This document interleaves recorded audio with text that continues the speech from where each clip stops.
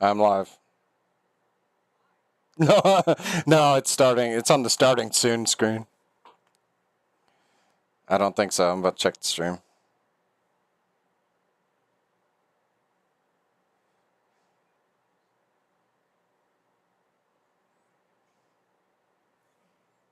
Yeah.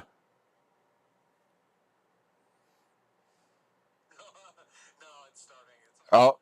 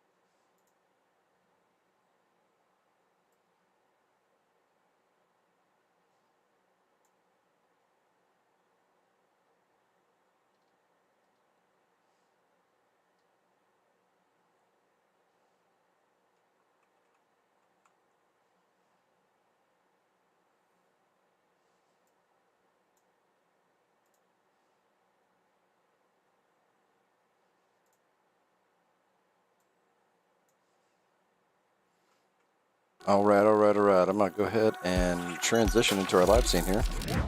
And I am your host, Iceman Third ID. Welcome to the third episode of the Indie Rebellion podcast. This is still a work in progress. This is our third episode, so sorry about the audio stuff there in the starting screen. So introducing ourselves. Introducing the podcast, really. So the podcast, Indie Rebellion, the name connotes certain things, right? Like indie means from the ground up, and rebellion means rebelling against things coming from the top down. So that's the podcast. We try to keep it pretty lighthearted on here and have a variety of guests. So that being said, like I said, I'm your host, Iceman Third ID, and with us is special guest Miss Metal. Miss Metal has been a strong presence as a streamer on Twitch. She so far is a cornerstone in the Elden Ring streamer community with an amazing following.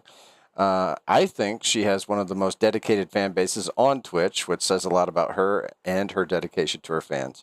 As someone who is new to online entertainment and gaming in general, she has been a great inspiration to me. And as an entertainer, she exemplifies what is possible when you put forth the effort to succeed in the online entertainment space. Hello, Miss Metal. Flattery will get you everywhere, Iceman. Thank you very much. I'm very happy to be here. Thank you so much. Although I think, cornerstone is probably stretching it, but I have a little corner, yes. Okay. And sometimes I'm stoned. Yeah. But we like to have a good time. That's the most important thing. So, but thank you for that introduction. That was very, very kind. I'm very happy to be here. So here's just a little bit of background on Metal. How did we meet, Metal? It was a long time ago. It was in the No Man's Sky days, and then we transferred over to Elite Dangerous, No Man's Sky. Yep. Yeah. Elite It was Dangerous, kind No of Man's Sky. our transition from No Man's Sky into Elite, I think. Right, and then there was like Fallout 76 too, right? That was Fallout 76. We had many times, many late nights together, many follies. Yes. And fun. And yeah, I break games, remember? Yes. I was really good at breaking games. I still am. Yes.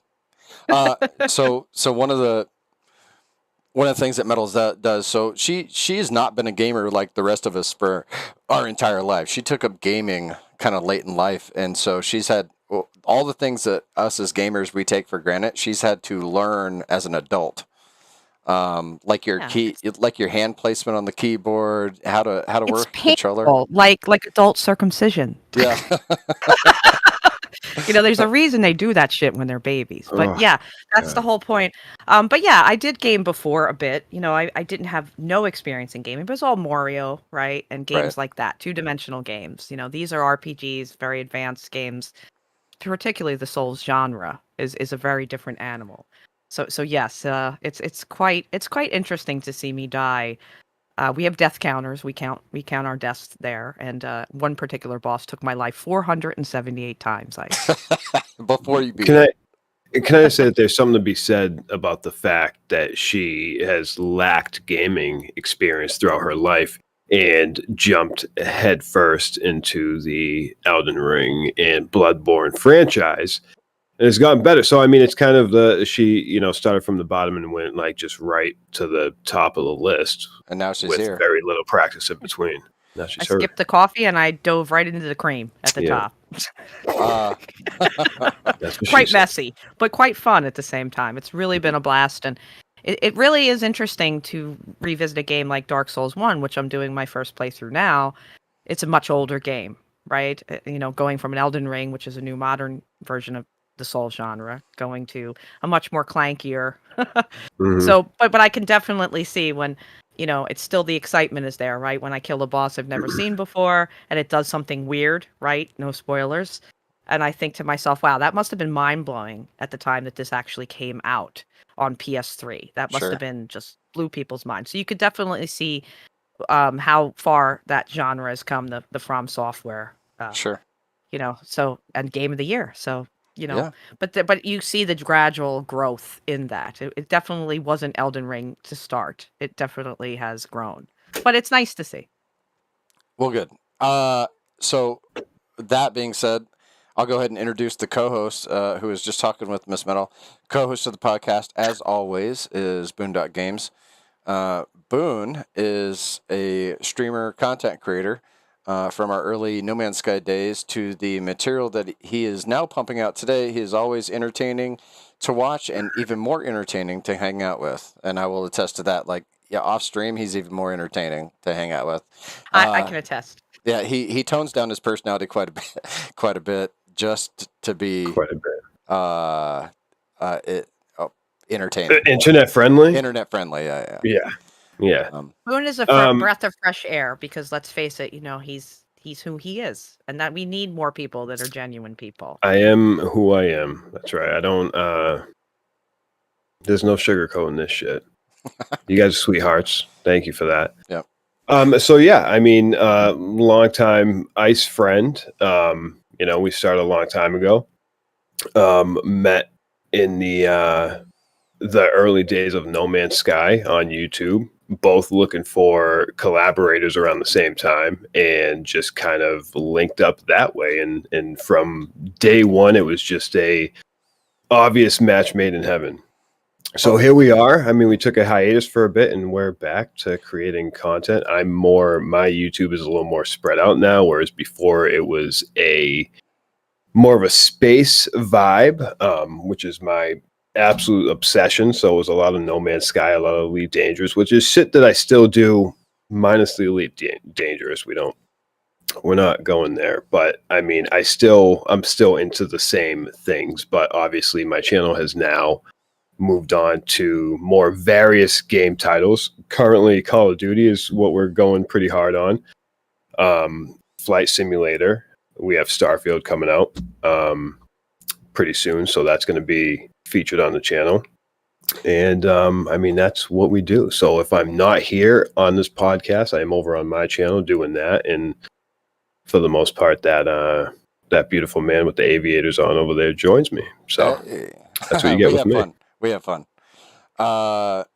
And this week, our co-host in the top left-hand corner of the podcast here is a guy named Mania. Mania is our resident Gen Z liaison and tech consultant for the podcast. He provides a unique Gen Z view that none of us old fogies could be bothered to muster. He tells us when we have tread upon the Gen Z flag, and is an important part of keeping all of us old relevant in this new landscape. So thank you for keeping this podcast relevant. What do you got going on over there, Mania? Not too much. I just hit my affiliate goals on Twitch. Nice. Heck yeah, dude. Oh, Yeah, congratulations. cool. I need to follow you, by the way. You need to message me after. Yeah, Yeah, definitely. everybody Dude, needs to follow me. well, Everybody. Ever. This is a prime opportunity to desperate. drop your link in the chat. So if you want to do that now, yeah, I can do that. Yeah, I will follow you. Yeah, so go ahead and follow Gen Z and Gen X. Mania, yeah. Gen Z and Gen X. All the button letters heads. of the alphabet. All right. which is usually what they do for the most part. There's fucking So two different generations there. Yeah, he's keeping us on the up and up, the old people. I kind of have to apologize for the channel / YouTube. So this channel is so new that I for a couple of months and without constant content. This is the third episode on the channel. Without constant content, YouTube will not let me put links in the description after I post the video. So you're gonna have to click on the links in the comments. So if you drop that link in the comments there, we can go ahead and get on that. But yeah, so also, if you would like to find all the participants this evening, you could find us at the Indie Rebellion Discord. Boone can go ahead and drop the Indie Rebellion Discord link in the chat. Also, like I said, Miss Metal, Mania, they've got Twitch channels, which will be in the chat, and then Boone's own YouTube channel, and my other YouTube channel, which is Indie Rebellion Gaming. So you can find all those in the chat. Boone's going to be hard at work putting all that stuff in there, and I just put that on him without telling him first. So have fun with that. And with that, I think it's time to pay some bills. This Meadow's dickord right there. Her dickord. Like Discord. We're not worrying about spell check tonight, all right? Relax. Oh please! Everything I ever typed out was a typo. This coming up for you guys right now. The very next link is going to be Mania's Twitch. So go over there and nope, that's not Mania's Twitch. That's Meadow's Discord all over again. My apologies. This one. I'll follow it twice. Yeah. Join it twice. Wow, that doesn't want to come up for me, Mania. Why doesn't your I link tried wanna- posting it in there too, and it didn't work. Weird. Huh. Discord? Oh, wait a second. I want to make sure I give you Because a it's follow. it's labeled as okay. Hold on. You can probably continue while I figure this out. Okay, on you my figure end. that out on your end. All right, so now it's time to pay some bills. Metal, have you ever wanted somebody else to beat a video game for you? Like maybe you were playing Elden Ring and you were on your 400th death on a boss and you just couldn't figure it out and you wish that somebody else could do it for you? More times than I'd like to admit, Ice. Really? Well, that brings us to our sponsor, ProPlay. So, introducing ProPlay Gaming Services. Are you tired of spending hours playing video games but still not making any progress? Look no further. ProPlay Gaming Services offers professional video game players that will take over your account and play for you. Whether you're stuck on a difficult level or just don't have time to dedicate to gaming, ProPlay has got you covered. Our team of experts at ProPlay are skilled in a variety of games, from first-person shooters to sports games and MMOs. They will not only beat a level or quest that you're stuck on, but also farm in-game currency and complete any objectives you desire. Don't waste your time on games that you don't enjoy or can't beat. Let ProPlay do the hard work for you and enjoy the game the way it's meant to be, stress-free. Plus, you have more free time to spend doing the things that you actually like doing. Sign up today with ProPlay Gaming Services and see the results for yourself. Our service is safe, secure, extremely affordable. So what are you waiting for? Let ProPlay help you level up your world of gaming today. And if you use the discount code Indie Rebellion, you can get a discount. So there's that. Don't forget your discount. Yeah, ProPlay Gaming Services. I know I'll be having mine ready. The company was practically made for you. Well, that's actually my company. You guys just don't know it yet. Do you know how much easier it would be to stream if you had somebody else playing and all you had to do is act like you were playing and you could just stream? I'll be honest, the most frustrating part in Elden Ring for me wasn't a boss. It was actually a series of tunnels that repeat themselves over and over again. And we all know Metal's not a good platformer and not good at finding her way around. So I would definitely hire those guys to do those parts for me. I was going to say tunnels would be your enemy. Yeah, and so is gravity. Yeah. So is gravity. Yeah. Gravity's everybody's enemy. Yeah, if there's a crack in Elden Ring that to fall through, I will find it. So if you guys look at the chat, there's all those links that I talked about, even Mania's link, which we had trouble figuring out, and Boondock's link is in there to his YouTube channel, where you can find all of his very entertaining content. What's going on in and this is an eternal question these days. What's going on in the world of Elon Musk? There's always something going on, isn't there? Any new birth announcements? Yeah, I know he likes to spread his seed around. I mean, he's got enough money to take care of him, I suppose. You know, He's trying to spread it exactly. in space Take too. care of his football team children. What do you think are on all those CubeSats out there? he's Not gonna just Starlink, it's Elon Link. he's gonna colonize Mars all by himself. I think that's what he's shooting up into space. That's just my guess. Gross. He's Sending his seed out into the cosmos. I might actually be having Elon Musk baby. I did go out in the rain the other day. Martians might not exist yet, but they will. Oh yeah. They're gonna look just like him. They're going to be half metal and half Elon Musk. Imagine that. Like, very intelligent, but lost all the time.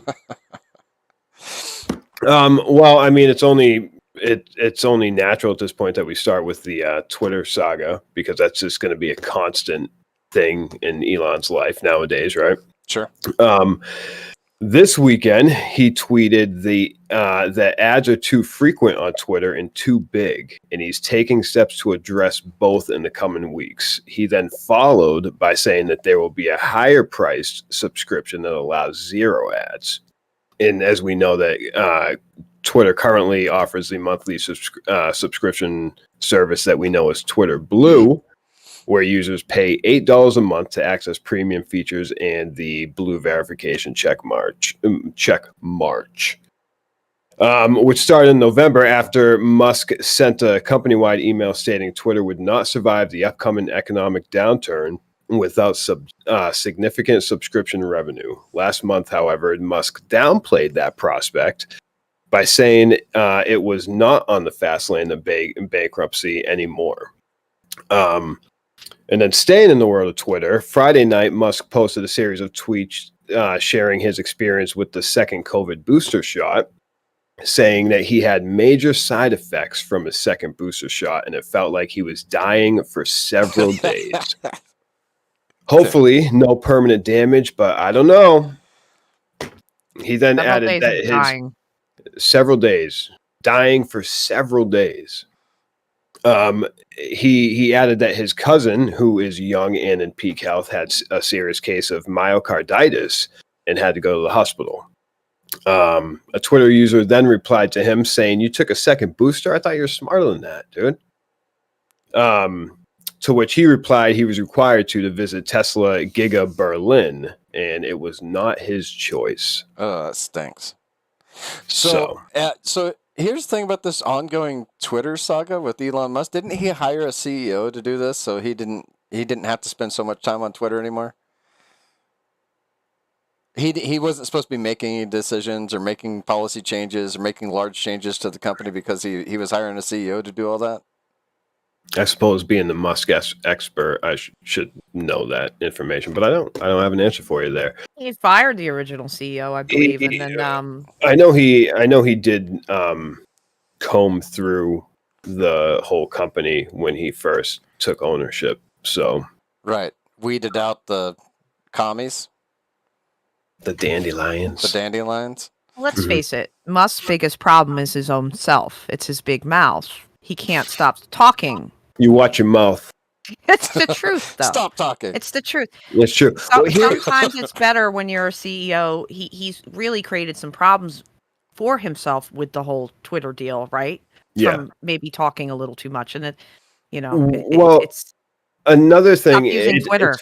It's funny that you bring that up because he's currently involved in a trial right now. I don't have, we covered it last week, so I'm not going to get into it, but it's a shareholders thing where it stems from a tweet where he said that he was going to take Tesla private and sell shares at about $420 a pop. Oof. Which sent it all into a frenzy. A lot of people lost their minds, and now he's kind of dealing with that right now. But he did take ownership about the fact that he's aware that things that he says, tweets that he makes, do have the ability to affect things like stocks and prices. Against the law. But he thinks in the opposite way, where he mentioned, I don't want to misspeak here, but he mentioned a tweet he made about one of the companies. I'm not going to misspeak. That he said that it was tanking, and in his opinion, it raised prices after he made that comment. So I don't know, but he's not a dumb man, and I don't think any of us know that. We can look at his Twitter over the past 2 years and just look at how he tweets and know that, I mean, he's well aware of the But pull again, that he by has saying in Twitter aspects. was mostly bots, right, in the beginning? Then he devalues Twitter, and then he rushes in and purchases Twitter, which again is manipulating the market. That's the problem with him speaking too much. He was trying to. So the original sale was he was trying to push through, right? He offered to buy Twitter. It was going to go through, and then he was going to try to back out because of the fact that Twitter wasn't being upfront about the amount of bot activity that takes place on the site, right? So Twitter was kind of trying to play it as that was his way of just backing out on the deal, because that they've been upfront about the bot activity, and that there's nothing to hide or anything like that, and that was just Musk's way of trying to back out on a deal he was already said he was going to make. So needless to say, he ended up buying Twitter. So here we are. Yeah, he kind of ended up having no choice. Yeah, and now we see what has ensued from all the that. ripples. And I'm sure he wishes he could take some of the things he said back, because again, he is a businessman, and like you said, he's a very intelligent businessman. Yeah, and it hurt his bottom line in the end. Yeah, I think so too. Mm-hmm. But that is all we have for Elon this week. Okay, all right. Nice. Okay. Well, before we move on, yeah, I feel like this is the best place to ask this question.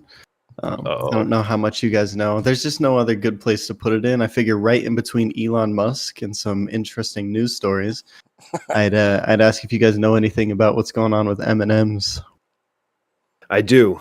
I do know. I have heard this. Here's the thing. Here's the thing. No, that would be better. The company. That would be a lot better. Like Mars. I mean, the main thing that needs to be said and this is really the only thing that needs to be said. Candy companies should stay the fuck out of social issues. It's not their marketing should not consist of tackling social issues or showing their stance on social issues. Just fucking sell your chocolate. That's all you gotta do. That's all you gotta do. That to me is the most. It's like you don't have to be like, look at we're changing our M&Ms to do this, or we're changing our image to show that we support this. It's like no one gives a fuck. Right, Do your M&Ms taste good? Okay, so we told them to though. I can't We be told the them to, I though. can't be the only person here who hasn't heard of this story yet. There's Okay, so basically, basically, I don't think Boone understands the whole story because we told them to do that. But I'm pretty sure it's just my generation. Yeah, that's what I'm saying. I was just about to point to you, motherfucker. So Your fault. You guys told past- them to do that for like 3 years now. My generation has had an obsession with the M&M mascots, and why? they've become like collectibles because it's a joke. It's just a big joke. because some jackass put it on the because internet, and then everybody specifically- latched yeah. onto it. Specifically, the green M&M. Somebody said that the green M&M was hot, so my generation just obsessed with it. And then for the past year, Mars has been like pushing the M&M characters out, and they made them backstories and whole like sagas based on their Took away her boots, backgrounds dude. and everything. Took away her boots. Her boots were too high and feminine. Okay, Took her boots away. Gave So them they gave fucking them all high tops. They gave all of the M&Ms personalities and stories and stuff, and then my generation Was like, dropped it. We're over it. We're bored now. Yeah. And so Tucker Carlson went on this little TV and started Oh talking my God. mad shit. Like he was throwing hands at Mars. But the fact that he kept calling one of the M&Ms about things. He kept calling one of the M&Ms obese. And Yeah, he was like, "Oh no, and then make a purple obese one." Yeah, and now it seems that the green one is now a lesbian. Is what it seems. But it's like, or she's just a fucking purple peanut M&M. Like, just a female bird. I do have to say this though. Green's got a boots back. Yeah, Green got a boots back. Got a boots back. Her girlfriend gave him to her. Hell Wow. yeah, I know. They do have nuts, M&Ms. They do have nuts. I do know that anyways, yes, they do. Ice, the way this all ended is, what was it, yesterday? Mars released a statement saying they're basically firing all of the M&M mascots. They're shutting it down completely. Wait, And they're just gonna have taking Maya their Rudolph. place. You know, Maya Rudolph. They should have doubled down and put him in the new Scooby-Doo movie. Hell yeah. I mean, that's your answer right there. I don't know why I'm not a CEO. Well, I'm gonna say something interesting here. So I think it's kind of disgusting anyway to use any social problem or issue to promote a product. I think if you think about it, people look at it as, well, it's great. It's showing my point of view. No, it's using you to promote a product because right now it's in. So that we are. No, I think that's great. You know because what I'm saying? if I only want a customer base of people who think like me, that's exactly what I'm going to do. So I'll tell you. I don't like it personally. I think social issues should be social issues. The polarizing aspect of such a stance in any direction, regardless of the direction, whether it's going to the right, whether it's going to the left. Any stance you're making is going to be a polarizing one rather than people not knowing a damn thing about your company other than you make some kick-ass hard candy chocolates. But it's still and they're going to keep buying them. And then you're going to have jackasses where people who the dumbasses whose purchases rely on whether or not a company aligns with their views or not. Inevitably, they're going to be the ones that are like, well, fuck Mars and everything they stand for. I'll never eat another M&M again in my life. The candy bar is not worried about the social issue. It's worried about selling the candy bar and making money. And right now, because social issues are in, it seems cool to use that for advertising purposes. So to me, is sickening more than it's a good thing. I'll give you the history behind how marketing and social issues became a thing together. Right? It's called Bernaysian marketing, and there was a guy named Edward Bernays who sold cigarettes to women based upon showing their independence from the male patriarchy, and that was them rebelling against the male patriarchy. Was, hey, look at me, I'm smoking a cigarette, which makes absolutely no sense, but it sold cigarettes. Sold Of cigarettes, course. and it killed people Yeah. at the Right. end of the day. Right. But that's where it all started, was Bernays marketing tactics, and it's been that way ever since. Edward Bernays, you should look him up. Definitely, for sure. It's maybe very actually interesting. I might cover that in my Yeah. conspiracy segment next week. There you go. We There could we go. branch off on this. At any rate, in United States news, there could be shortages. I don't know if you guys heard about these shortages. Did you hear about the shortages, Metal? You were Well, talking about obviously, eggs are like Yeah. $10. I mean, well. since when did owning a chicken mean you could be a billionaire? Well, here's There's the gonna be thing: more it's the shortages. market taking advantage of the avian flu. Like, that's a reason behind it. But there's a lot of people that are calling bullshit. So, Well, including we've seen me. this with other products. Everything seems to have a shortage now, and Yeah. suddenly, people are forced to pay, and they're usually shortages based upon things that you really need and require, which Right. is food-related items. Right. Well, there's also this shortage coming up. The United States may be hitting shortages of national resources. Economists foresee a shortage of 25% in 2023 of Baldwin brothers. Do we need Baldwin could brothers? cause More that Baldwin shortage? brothers? Well, I mean, I think one of them is getting put in prison for manslaughter potentially. Oh, all right. Yes, Yep. he was charged. I believe, was it this week or last week with manslaughter officially in the shooting? Last week they announced you know, charges. I believe. Allegedly. That's why I left it Baldwin brothers, no names. I wrote that. Allegedly. It took me about 15 minutes to write that one sentence. He has been charged, not proven guilty. I didn't want to get sued. Looks like his aim wasn't too rusty. Huh? No, it wasn't. Ouch. Yeah, I don't know if anyone's going to get that one. Hopefully, That's definitely people do. Indian and definitely rebellion. Don't let go over your head. Yeah. Speaking of national resources, an Alabama landfill fire has been burning for months, prompting local residents to question the legitimacy of standardized testing in Alabama schools. Okay. All right. But Davos. Yeah. Have you guys heard of Davos? You know what they've been doing in Davos, the World Economic Forum in Davos? Isn't that in Game of Thrones? Wasn't that the Onion Knight? Davos. It was Davos, wasn't it? Yeah, that was yeah, something like that. So recently, but anyway, at the World Economic Forum, climate protesters from all over the world descended upon the event to protest lackluster regulatory restrictions on big corporate polluters. Good for them. Then they all got back on their commercial airliners and flew home. And polluted.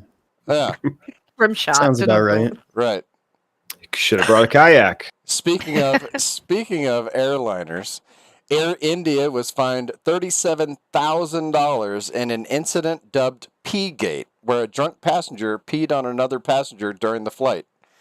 Greta Thunberg. Was it consensual? Sorry. Greta Thunberg could not be reached for comment. Damn. Oh, that's not right.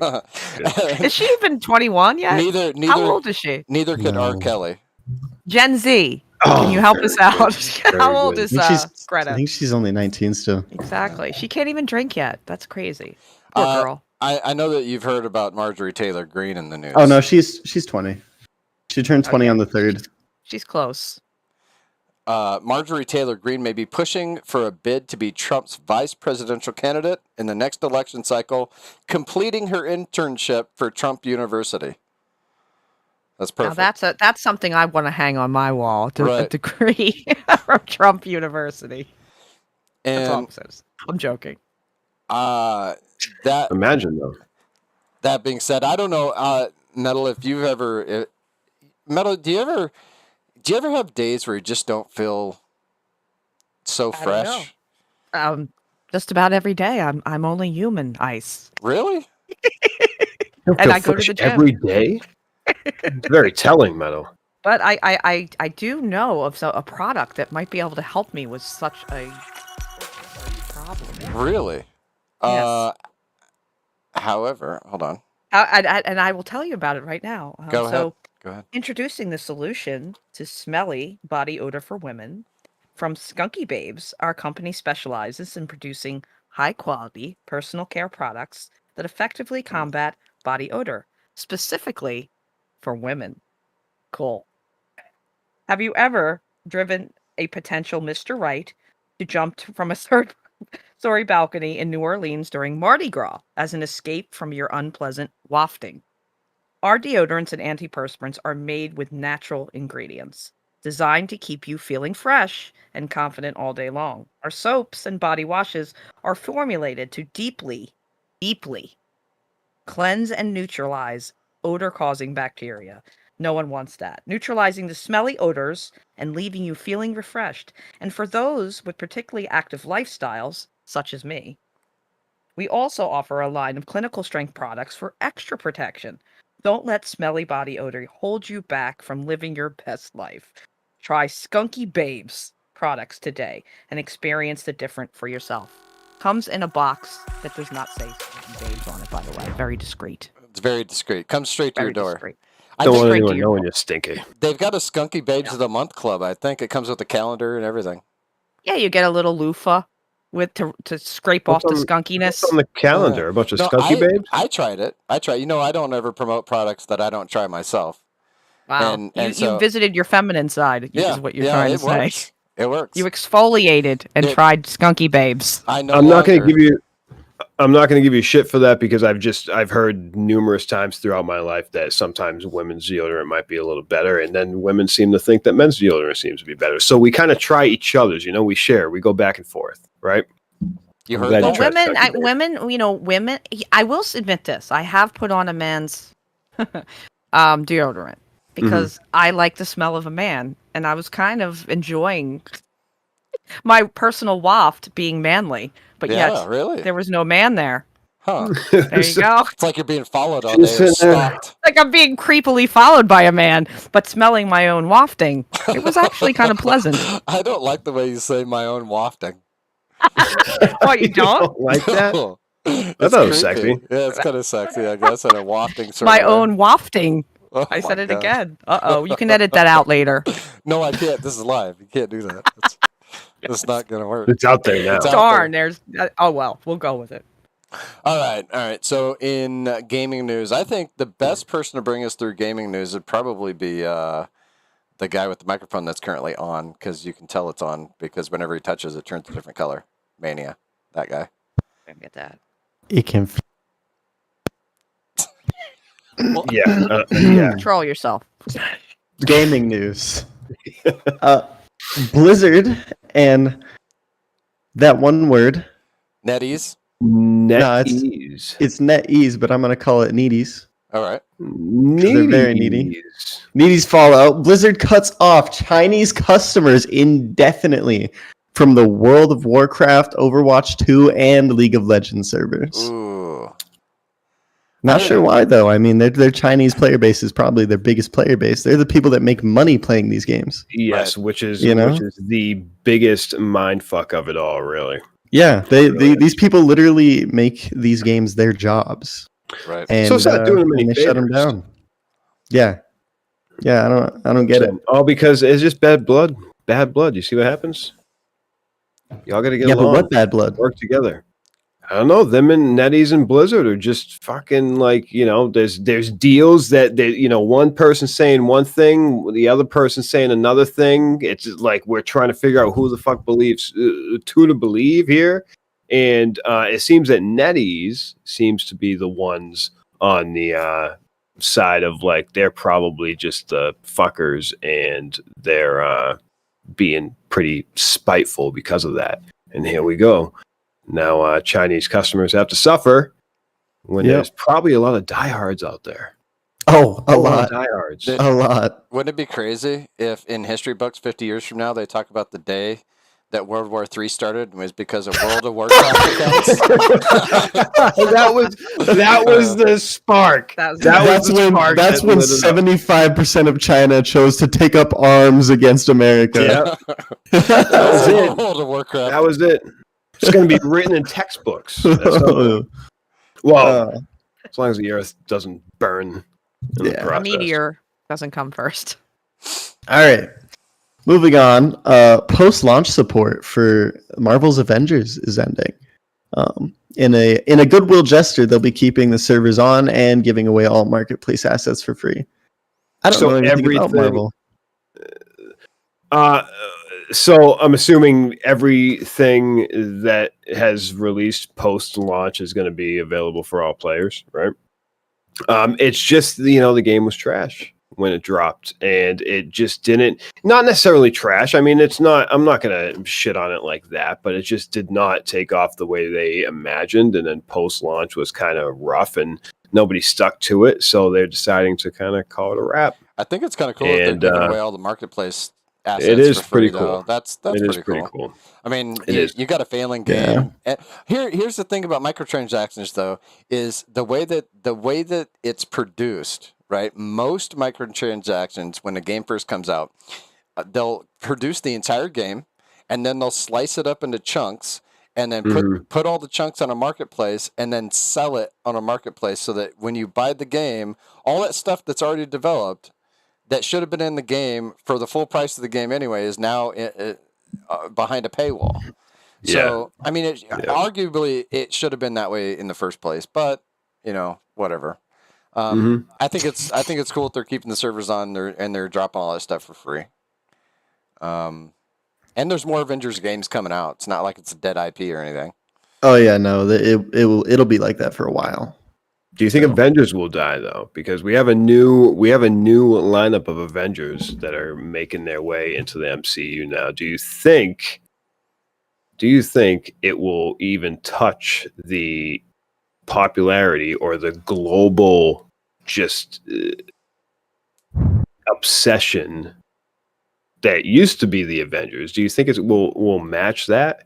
I think it will fall fairly flat, in my opinion.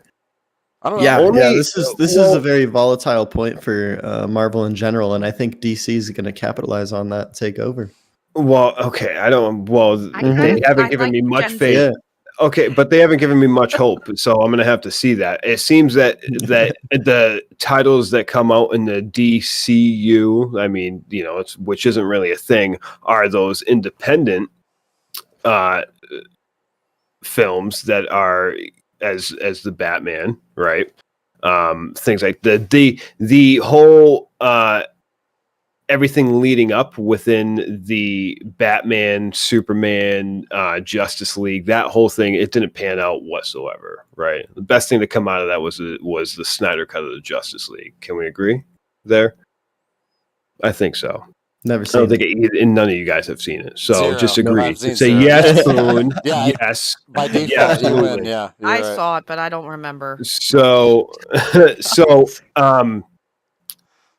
which hasn't given me much hope. I kind of despise DC for what it is, other than the other titles that anything Batman that has come out, whether it's the Christopher Nolan Batman, whether it's the Batman that just came out last year, the Joker with Joaquin Phoenix. If I mean, you all of disagree those. with Boone, put it in the chat.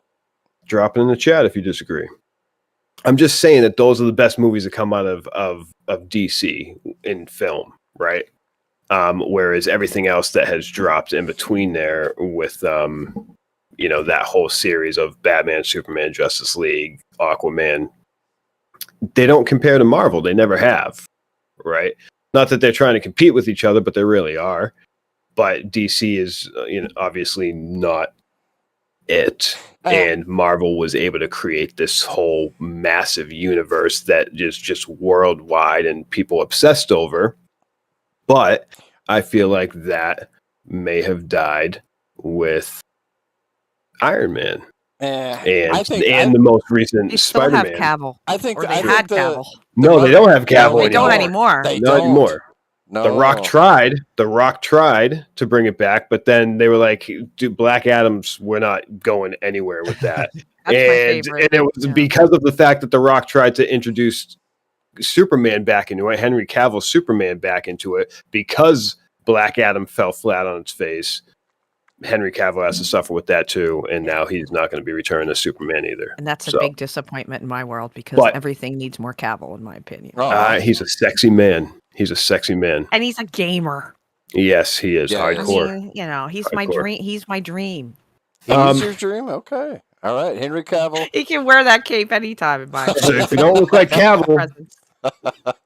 you reload your arms. So I think in my opinion, Marvel's a gigantic IP, and this is just a speed bump. It's not gonna We're affect gonna us see. much. James We're flooding Gunn, the market in general too much. James Gunn has plans for DC, and then Marvel has plans for the future Avengers. So we'll see. Yeah, absolutely. Anyways, moving on. There'll be a link in the chat right now if Boone will put it there. But season 2 of Modern Warfare 2 just dropped. Pretty excited for that, even though I didn't get to cash out my full battle pass from season 1. You still got time. Yeah, you still got time. It's like on February 14th or no, season 2 Yeah. didn't drop. Yeah, the roadmap. Yeah, right. Do it after tonight. Do it after podcast. There's no way I'll be able to grind that much. Okay. Can't keep it consistent. Where are you at right I now? am excited though. So I think I've got 14 more. But you pulled up the roadmap, right, and started looking at it. Yeah. Well, yeah. I kind of glazed through it. There's multiple changes being made when it comes to Warzone, when it comes to DMZ, UI fixes, challenges are going to be a little less of an issue. Challenges as of right now when it comes to all the missions that you have to do in DMZ in order to unlock those extra weapon slots for your insured weapons were a little intense for some players, so they're going to be dialing that back a little bit, make it a less of a terrifying grind to have to deal with.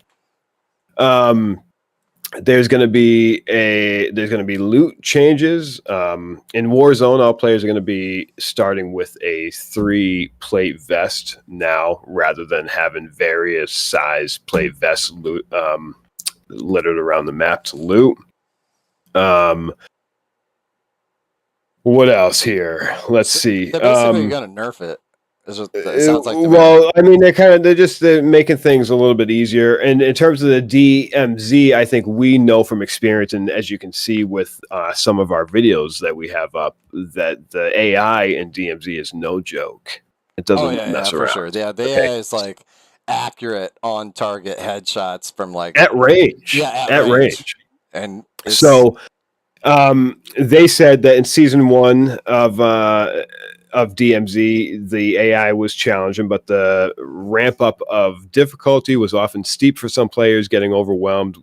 With season 2, we've introduced a number of balance changes to adjust the types of AI spawning, the number of AI spawning, and the accuracy of AI at range, and much more.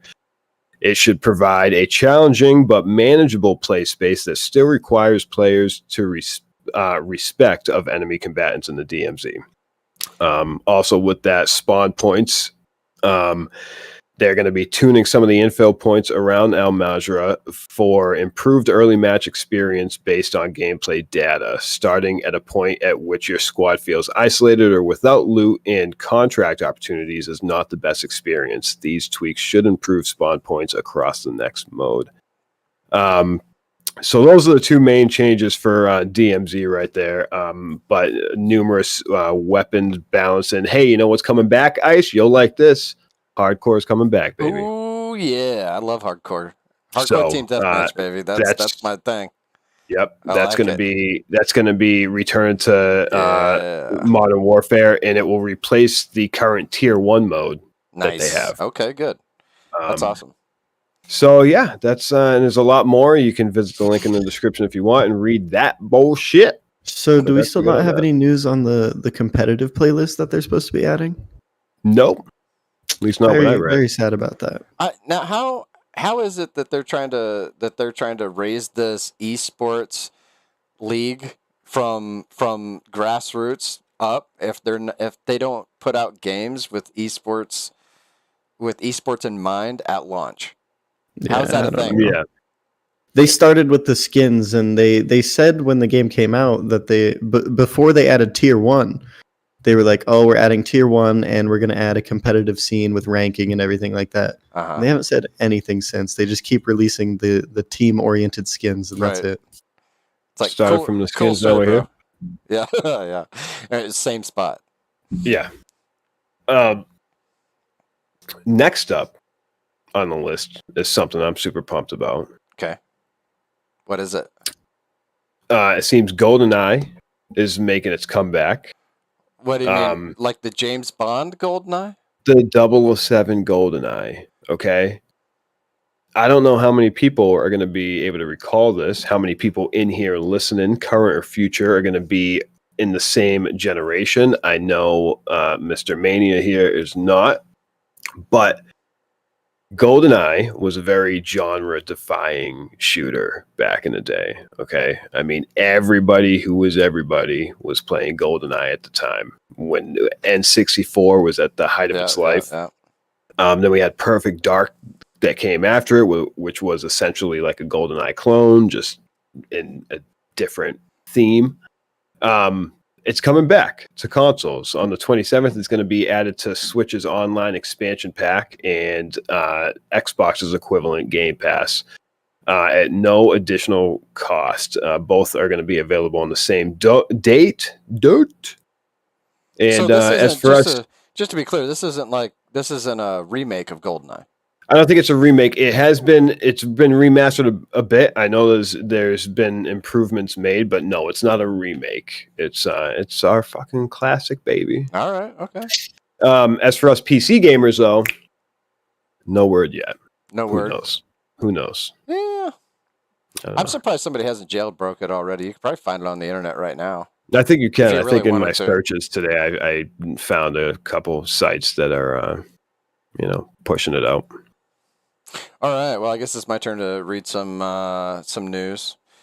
GTA, Minecraft, and Fortnite lead YouTube gaming for Q4 of 2022. So there's your most popular games to watch currently. I'm pretty sure. Mania, did you put that up there? Did you have something you wanted to say about that? No, it wasn't me. Oh, it wasn't? Oh, okay. So that was me. I don't know anything about that. All right. Yeah. I don't That's one of the headlines Twitter. from last week. It was okay. wrapping up a YouTube gaming, and then the most watched, most popular, and in Q4 of 2022, it was GTA, Minecraft, and Fortnite, which is kind of a surprising list to me. But Fortnite doesn't surprise me, even though it surprises me, right? I think it's kind of what surprises me is the Minecraft. Right. I had no idea Minecraft was. Oh no, it's still huge. That thing's a juggernaut, dude. It's you think worth it's with $1 billion. YouTube Kids? You think with YouTube Kids is where the popularity comes from? Because like my kids are like all over Minecraft when it comes to that. Dude, kids love Probably. Minecraft, bro.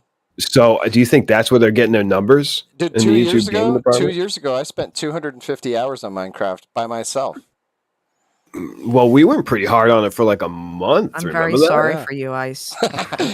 Hey, listen, if Love you that actually game. play Minecraft the way it was supposed to, the way it's So supposed to be played, survival, it's like actually, that's what I was telling Ice, because I was seeing Ice and our buddy PJ play for like a few days. So I messaged them. I was like, what the fuck are you guys doing? Like, what are you guys doing on there? And then they were like, why don't you just hop in? So like they convinced me to put the money in, and like no shit, I dived in for about a month and didn't look back. Had a good time. We built a 1-to-1 scale size traditional Japanese castle in Minecraft in survival mode, and it had a portal with a terracotta army in the basement and a moat around it. It was pretty cool. Yeah, it was pretty How bad. many hours did it take of your life to To do create that, probably about 180 hours, something like that. It was ridiculous. Do you ever go visit your virtual Minecraft? No, it's on home? PlayStation, so I don't mess with it anymore. Don't touch that shit. Gotta love it. I do like building, so I could see why there would be an appeal there. So here's something. I joked about Alec Baldwin being, we're running short on the Baldwins and hyperinflation and all that. Factorio raised its prices in response to inflation with no sale in sight. So they haven't had a sale on this game in a long time, and they're probably not planning on having a sale on it because it's one of the most popular games on Steam, and they just raised their prices. So it now costs more than the day that it came out. The day that it launched, it actually costs more now. The game itself. The game itself, just the base game. Demand. Wow. They said it's in response to inflation. So now whether or not See, that's and there true, we go. We're dialing right back onto the people that are just taking severe advantage of a situation. Right. Meanwhile, the economy is just getting worse. So right. have I mean, fun. didn't they punish people for doing that during the pandemic who were selling like hand sanitizer, like for what? Like Yeah, $50 like price a bottle? gouging, but like for stuff you need. Yes. Yeah. I would. Mhm. You'd be hard pressed to make the argument that anybody needs Factorio, unless it's like for a school project or something. So I don't know if they could get away with. Yeah. Hand sanitizer? It was No, very needed during the Factorio. pandemic. No, yes, Oh. that's what I'm saying. Oh, the Factorio game. is not very needed. Yes. So I think that luxury items are kind of Gotcha. they're kind of exempt from that whole price gouging thing. And Yeah. I would say that Factorio is probably a luxury item, in my opinion. Understood. Rocket League tournament recently, there was an AI bot used during the tournament to win. Mhm. And Rocket League has now begun cracking down on bot AI players. That's interesting. Yeah, pretty intensely too.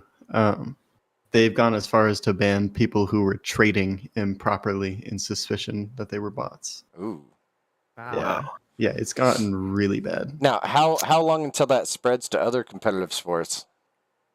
It was in other sports before it was in Rocket League. Right. It's just a shock to Rocket League because you wouldn't expect it. They It's kind of impressive. disabled their anti-cheat client because they didn't think anybody would be able to cheat. They completely disabled it a long time ago because nobody was ever trying to cheat because it's not a game you cheat in. That's what I'm saying. Just the idea of an AI being able to win Rocket League at all is just impressive to me. Yeah. Honestly, but Obviously, obviously, I've been playing since it came out, and now there's robots that play better than me, so that's cool. They're gonna ruin everything. Yeah. All right. So, go ahead. No, you. Oh, so top search term random facts. Okay, so no, me. No, go ahead. All right. Yeah, I just wanted to update you guys on my my passion game from last week. Yes, how definitely was not fried chicken. Oh my god, it's fucking amazing. I love it. I love it so much. The smile on his face. Yeah, it's so good. But they had a pretty huge launch because that was a very indie game. It was one person developing it, no advertisement whatsoever, and they made almost $150,000 in 1 week. Not bad. Wow, that's awesome. Yeah, that's just in sales. There's no microtransactions, nothing. It's just in sales. So really impressive for an indie game, and it is How many people? Really good game. How many people made the game? Yeah, just one. Just one dude. Yeah. Holy shit! Really impressive. Yeah, Very nice. and I love the game. It's so much fun. Definitely worth the buy. Very nice. All right. Yeah, we saw you playing. Yep. And I was immediately wondering. Yeah, it's really good. Yeah, I'm probably going to play after this. So that's what's up. He just has definitely not fried chicken. Yeah, this entire time, like barely paying attention. I made part of my my stream layout based off of that game. I made like a BRB page for it and everything. So he's in it, man. Super cool. He's down that rabbit hole. Love that game. All right. So I'm not exactly sure if I'm going to still keep this segment in the next podcast, but we'll try it again this podcast because it's so lackluster this week. I don't know what's going on in the news, what's going on in the world, but people need to search for some more interesting things. Search better. So what I do is this is a top search term random facts. So what I've done is I've taken the top search terms from Google Trends, and then I've pulled some random facts without giving you any context behind it, and then you probably actually know more about these topics than I do anyway, because I'm not the one searching for these things. This is crazy. Okay. Random fact number 1. People still care about Taylor Swift and Kim Kardashian? True or false? Not buying it. I don't care how Not true a it is. chance. All It's right. probably true, but I don't accept. Is what I'm I saying. don't know if you guys knew this. I don't know if you guys know this at all. But 2023 is the year of the rabbit. I knew this. I did know that. Yeah, I did. My everyone birth knows year that. is the year of the rabbit. Dude, why is it such a big deal nowadays? Like this, I've been seeing this everywhere. It's the year of the rabbit. Year of the rabbit. What does the year of the rabbit mean? Because It's only a big deal when it's the year of the cock.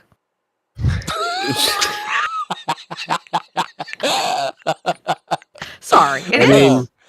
That's the year that I want to know about. The rabbit, okay, you alright. know. it's a big deal because 35% of our population are rock collectors now, and they go for the shiny rocks, and they have magical powers and all that. Really? Yeah, it's getting pretty big. Listen, We're I have a we're magical reverting rock. back I got into 2 magical rocks, okay? Yeah, see, Yeah. there you go.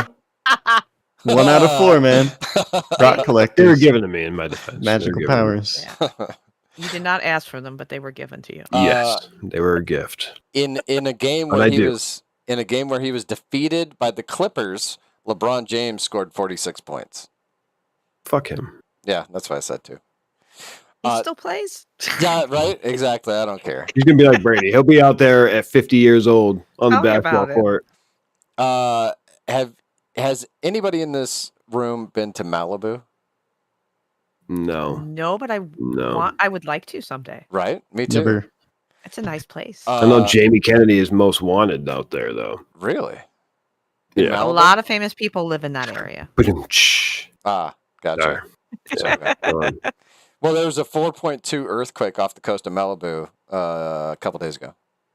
Did not know that. Or maybe it's yesterday. I'm not sure. And Microsoft stock is down. Bam. There you go. There's your 5 top search term random facts from Google. Not buying it. And maybe I think should everybody make that, erased the juicy stuff on their I think so. searches. I don't Yeah. know, man. Maybe I should not go with fine, Google yes. anymore because they seem to sanitize a lot of stuff. Ask Jeeves. And maybe I should write this more like one of those David Letterman top 10 things. I think that might be You better. could and just see. Well, have them on the cue cards and just fucking throw them. Yeah, just throw them. Throw them off when you're done with them. That's perfect. I think I might do That that. would be cool. All right. All right, so Boone, I don't Yeah. know. You seem like the type of dude that I would go to for dad advice, Yeah. right? And Yeah. one of the things that my dad always told me was quit crying about dumb stuff. You know what I mean?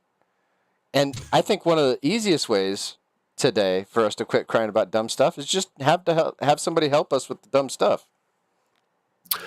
Well, that is kind of a perfect segue into our next ad. First World Problems. Introducing First World Problems, the ultimate solution for all your first world problems, from the small inconveniences of everyday life to the bigger issues that affect us all. Our company is dedicated to providing innovative solutions for the problems that plague us all. Whether you're tired of dealing with a slow internet connection, having trouble finding couples for kids' play dates, having too many designer shoes and don't know where to store them, or I lost my place. Or you're looking for a way to manage your escrow account, we've got you covered. Our team of experts is dedicated to staying ahead of the curve and finding new ways to improve your life. At First World Problems, we believe that every problem has a solution, and we're here to help you find it. Don't let First World Problems hold you back. Try our product and services today and experience the difference for yourself. Man, yeah, if there's anything that I can't stand is not having enough space for all my designer shoes. I'm glad there's a company out there that can help me with that. Yeah. It's very comforting. It helps you First sleep world at night, problems. doesn't it? Just because they may be first world, but that doesn't mean they don't matter, and it doesn't mean that there's not somebody out there that cares and is Right. willing to for it. Like, That company right there does. that's right. Capitalism at its finest.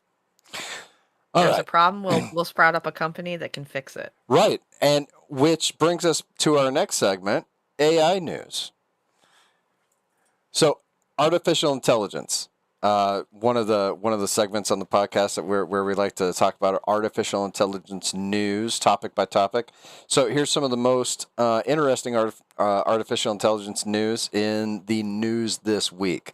And these are things that affect all of us. It's going to affect all of us, and I believe that we've entered a new age. We're no longer in the information age. The information age has given birth to AI, and now we are in a completely different age, right? The industrial age gave birth to the information age, and now here we are.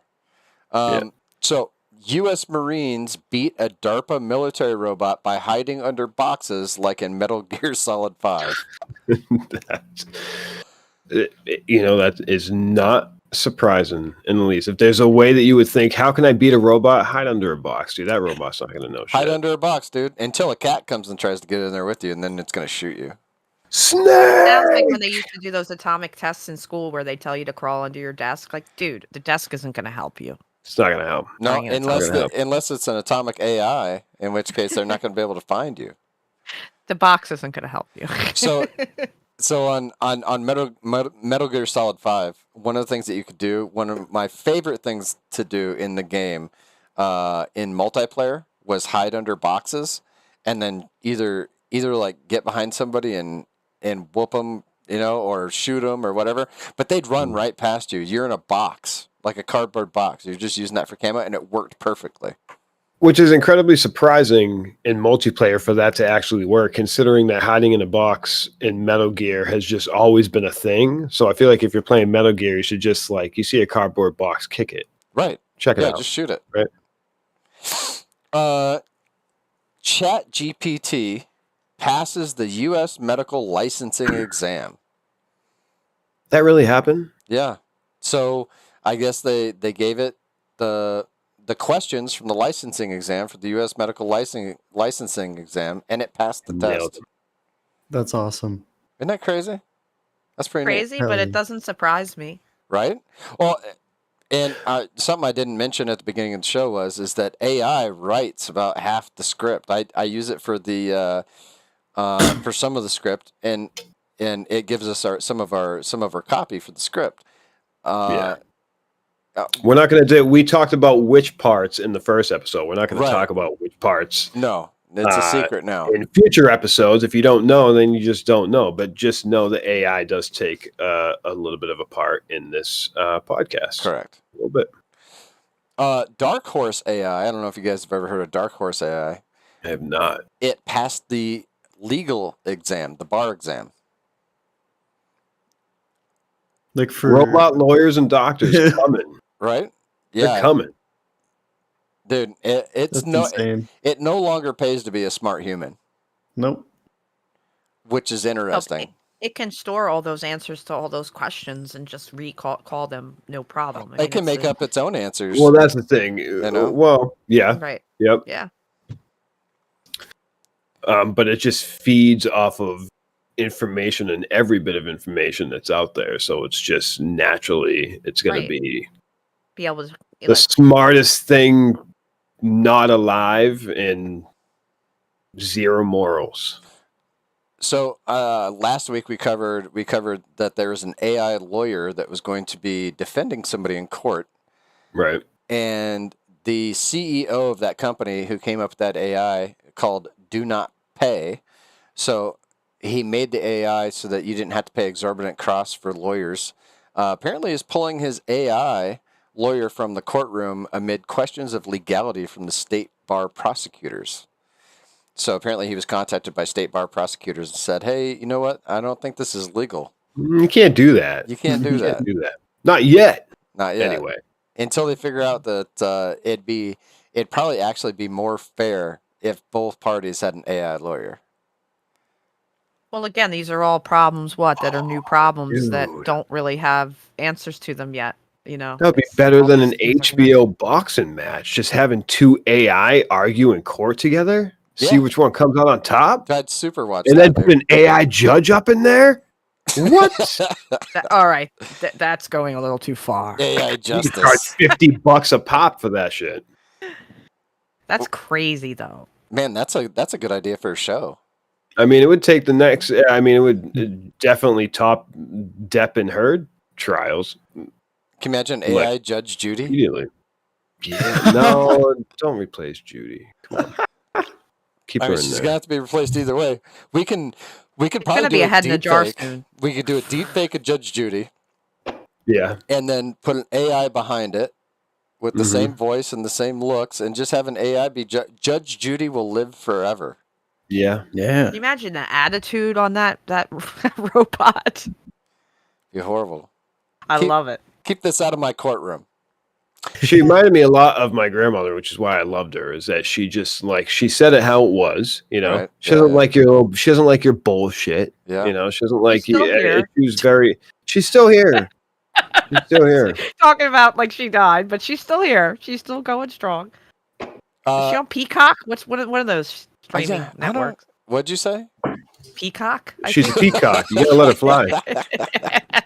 She's very colorful. Yeah, indeed. She's 80 years old. Whoa. She was born in 1942. She's like Wow. the same. She was practically the Damn. same age as my grandmother, dude.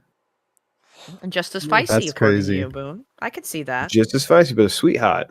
Sweetheart. Yeah. Aw. Well, you know who else is a sweetheart? Who's that? Member of Congress. I don't know who it was. Oh, Jake Auchincloss. Read AI-generated speech on the House floor. When U.S. Representative Jake Auchincloss decided to deliver a speech on a bill that would create a U.S. and Israel Artificial Intelligence Center, he opted to let the AI do the talking. So he had an AI write a speech announcing a joint AI center between U.S. and Israel, and he just read it on the House floor. No shit. I mean, look, How'd that pan out? well, here's my point, is that everybody knows that all these politicians that are in the House of Representatives and the Senate are all lawyers. They all have law degrees, and that's one of the prerequisites, that informal prerequisites that is needed to be in one of these positions. If I can have my representative read out on the House floor a statement from AI, how is that different than having an AI lawyer? It's not really. Except one's elected and one's not. Yeah. Yeah. You know? It's just That's weird. where Biden's getting his speeches. Yep, that's where Biden's getting his speech. Too bad he doesn't have AI to read them for him. He should. He needs it. He needs it. All right. So Steam sales. This is a really good Steam sale this week. If you guys want to go hit up Steam, and we might be expanding this more into just sales in general around the internet. But man, so Steam is having their Base Builder Fest from January 23rd to January 30th. Now, all these games. This is not a comprehensive list of all the games on the Base Builder Fest. I didn't feel like mentioning games that were 10% off, 20% off. If they were 50% off or more, I look at them. And if it's a title that has a lot of good feedback and it's got, like 75% off, it's going to be in here whether or not it's in the Base Builder Fest or not. And if it's something that we didn't cover last week that I remember. So Oxygen not included, 70% off, from $24.99 down to $7.49. So under $8 for Oxygen included, not included. Age of Empires 2 and Age of Empires 3 both on sale. This is weird. Age of Empires 3 is actually a lower price than Age of Empires 2. Age of Empires 3 is 75% off. Age of Empires 2 is 65% off. One is the 3 is for $4.99 and Age of Empires 2 is for $6.99. Don't Starve and Don't Starve Together are both on sale. Don't Starve and then Don't Starve Together, which is the sequel, which is a multiplayer version, are both on sale. Don't Starve is on sale for $2.49 at 75% off, and Don't Starve Together is 66% off, or 2/3 off, for $5.09. Subnautica Below Zero is 58% off at $12.59, down from a $30 full price tag. City Skylines, 75% off, or 70% off, sorry, down from $30. Now it is $8.99. Fallout 76, metal, take note. On PC, Fallout 76 on Steam, 75% off, $40 down to $10. $9.99. Ark Survival Evolved. This is a game that me and Boone used to play together all the time. And we had a lot of great fun. We built a mansion over a waterfall, and it was huge. And then we have a dinosaur that we named yeah, a couple T-Rexes, right? And didn't we name one Whitney Houston? Yeah, I think we did, didn't we? That was pretty good. That was really fun. Pick that up. 75% off. It was $19.99. Now it's $4.99. Frostpunk. It's a Frostpunk city builder. It full price $30, 75% off at $7.49. Tropico 6. Everyone knows what Tropico is. I don't know.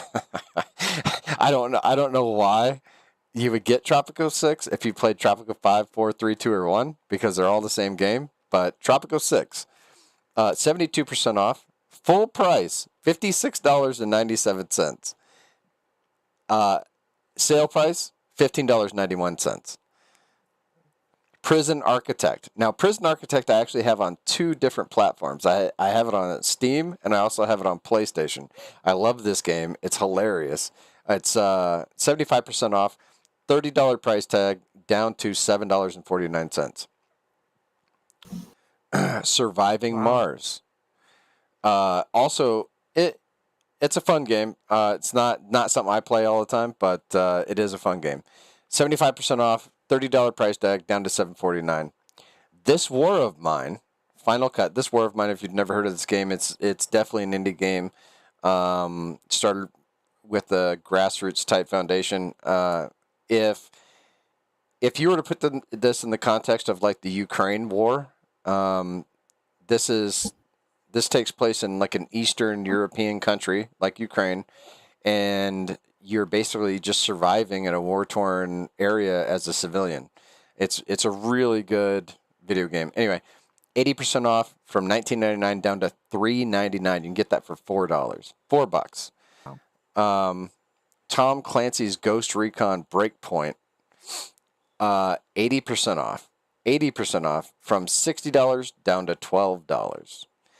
Ultimate Fishing Sim 2. I don't know if you'd actually want to play that. Such a good game. The fishing simulator games are so popular in Russia, like insanely popular in Russia. Really? They're great games. Yeah. Interesting. Well, it's regular price $20, $19.99, discounted down to $11.99. If you want to go ahead and pick that up, if you're an excited fishing Russian. They're good games. You know, in Russia, fish you. That kind of fishing. So with Russia, fish. I haven't heard one of those in so long. All right. Well, fishing takes me to a place where I think about the afterlife. Because Really? well, yeah, because You're sitting there reflecting, right? right. I mean, you're out there, you're quiet, and then you catch this fish. You put them in your live well. You know you're going to eat them or throw them back, but eventually the fish is going to die. Eventually, someone's going to eat you, dude. Everything dies, right? And when you're thinking about your own death, okay, the last thing you want is to go out all alone, right? When you're looking at hospice care, you should look at All Dogs Go to Heaven. Introducing All Dogs Go to Heaven, providing emotional support for both humans and dogs in hospice care until the end. Our trained emotional support dogs offer comfort and companionship during those difficult last moments. Our dogs are specifically trained to assist with physical and emotional needs and are a source for comfort and joy for those in hospice care. Our dogs are also receiving hospice care themselves, ensuring that our canine pre-mortem companion for your loved one and your loved one leave on time every time. Our team of experts will work with you and your loved ones to provide the perfect emotional support dog for your needs. Don't let hospice care be a lonely journey. Contact All Dogs Go to Heaven today and experience the difference that a pre-mortem support canine can make. Sounds wonderful. It is. It's a very thoughtful company. Right. I mean, Don't forget to use our code. yes. Use our discount code when you're signing up for your emotional support dog for your loved one today to get the Indie Rebellion discount. Perfect. So one of the things, and this has been a pretty quick podcast, so I think I might go into some questions for Metal. Oh, jeez. Okay. I think we've got plenty of time. Usually this podcast runs a little bit longer. So let's question Metal. Why not? Well, Go you're ahead. a guest. Shoot. What's the craziest thing that's ever happened to you on stream, Metal? I mean, in good or bad? It can be Both. anything. It can be Good. Sure. This Let's past cover all. this past weekend, somebody was generous enough to tip me $500. Wow. No Really? shit. That's awesome. Yeah. Man, yeah. I wish Yeah. I had tits. Stop it. That's all. Yes, you do. I'm They- more they're than just that. Okay, I have tits, but I'm more than that. People care as much. Yeah, you're $500 more than that now.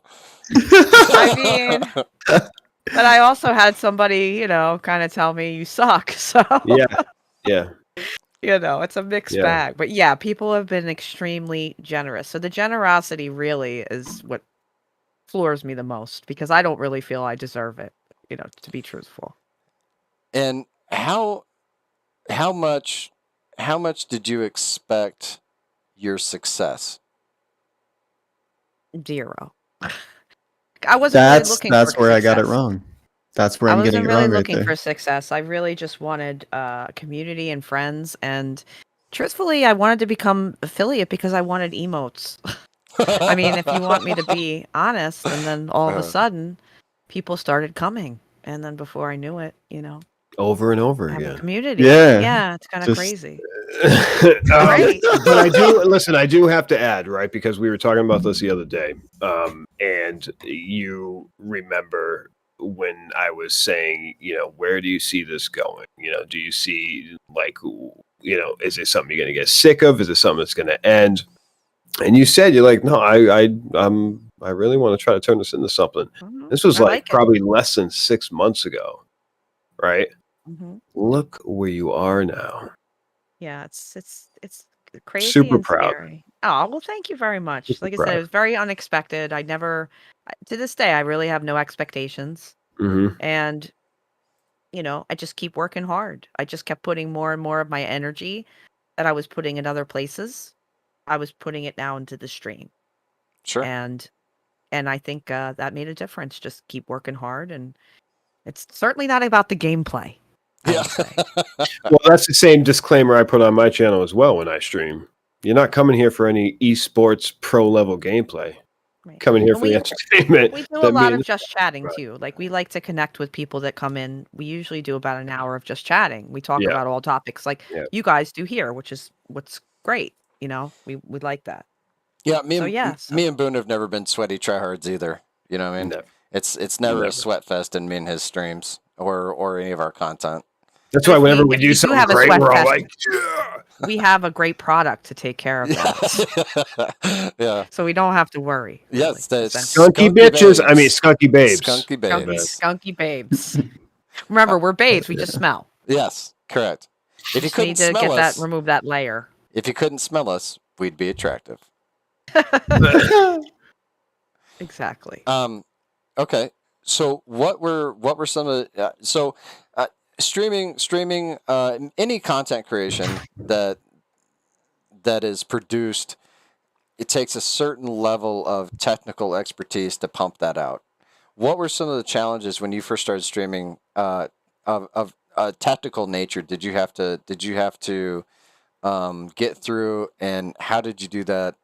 and what were some of the resources that helped you do that? Well, I can tell you, one of the things that I still struggle with to this day and can't quite get right is sound and getting all of the sounds to be the same volume, right, and level. That's probably one of the most challenging things. But really, the whole entire thing was pretty challenging. Wanting to take out of my head what I wanted to put into the stream to make that work, like the alerts that I wanted, would require hours of going through YouTube. Like, for example, my raid alert is from Kill Bill, so I would have to go to that particular movie, take that clip, then create an alert around that, which would trigger an OBS. And OBS is really a big challenge. It's very intimidating at first when you see OBS for the first time, and I still have only scratched the surface. And really, it was just poking around, so to speak, just trying different things, and just a lot of not sleeping and trying to learn all this stuff as quickly as I could. It's very Because consuming. Now, I sensed the growth, and I wanted to take advantage, obviously, of creating something that people wanted to come back to time and time again and have fun with. We have a lot of interactive stuff on the stream. We have a lot of redeems. We make things cheap because we want people to use the sounds. We want people to interact. That's what part of what makes it fun. So, for all those people at home that are listening and watching this later, and I know there's going to be a ton of people that will, and I know most of them they're probably going to watch. If you go to her actual Twitch channel, she's being extremely modest. Okay, Stop. she has so much stuff going on her stream. If she's barely scratching the surface of it, I'm a complete novice. I mean, You're too kind.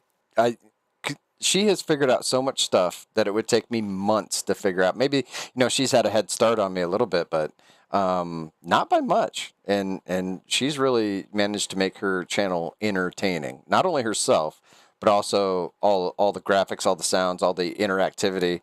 And every single show is a production that not only she's involved in, but also all of her viewers are involved in as well, which is important to do on Twitch. You have to involve everybody to keep it entertaining.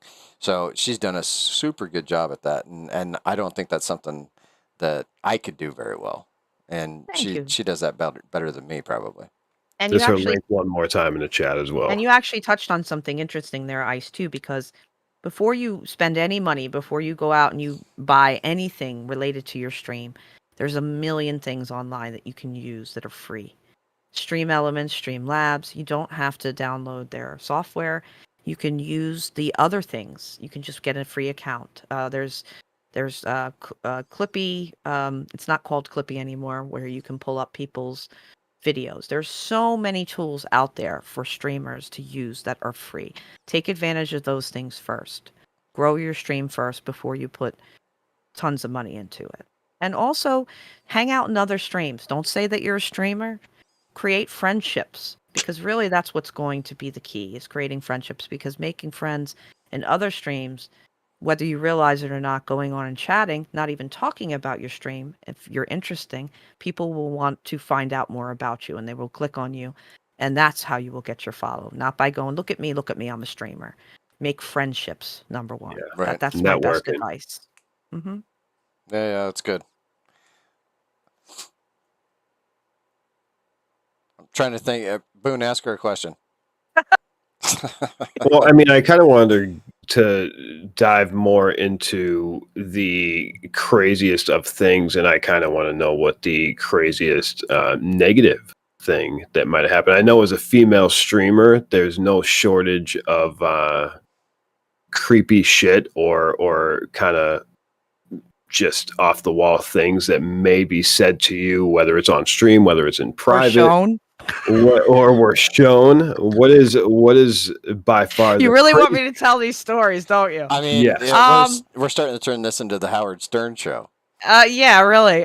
Well, you're dealing with a lot of people that maybe might take certain things literally. Like we have for example, a PP meter on our channel, and it's done in tongue in cheek, but let's just say being a female streamer, somebody might think that I want to see theirs, and that's not true. So I just want to, unless I ask for it, no. So unfortunately, I don't know that male streamers have this problem that you guys just get inboxed female parts. Not yet. I mean, every daily, almost. I think every male would stream. Right? Yeah. It's like garbage man streamer, Right. doctor streamer. Uh, But yeah, unfortunately, unfortunately, what Gen Z said, and I'm not picking on Gen Z, but boy, I wish I had tits. I don't mind hey, if they're there, I can't do any. But there's a lot of people that have come up and said to me, "Hey, if you didn't have those tits, no one would be watching you," and that hurts because I said, I did put a lot of work into it. Yeah, that's mean. And this is nothing against Gen Z. I understand where he's coming from, though, because there is a whole world of Twitch that you guys might not know about that involves ASMR and these kind of strange gray area hot tub streams, right? Where they do use, an element of that to get views and such. So, well, yeah, I mean, understand. because I mean, it's an obvious take and it's an obvious way to get the views in there and everything, but at the same time, it would be unfair to rope every female streamer into that lane, but at the same time, that doesn't mean that every female streamer and even the people that aren't in those lanes aren't immune to the shit that can be thrown at their faces while they're streaming or off stream, just for that fact. And that, it's as with life, right? Life is on one hand beautiful, and then it kind of sucks at other times. Streaming is like that. To me, that good way outweighs any of the bad. And I've had people give me advice like that. Hey, why don't you want to succeed in streaming? Wear a lower cut top. I chose not to. If I have cleavage, I have cleavage. It's there. I can't hide it, right? But I'm not going to go out. That's a manipulation in of itself. There we go. There we go. That's what I want to see. I want to see moves and more of them. Moves? Give back to the ladies. It's about time.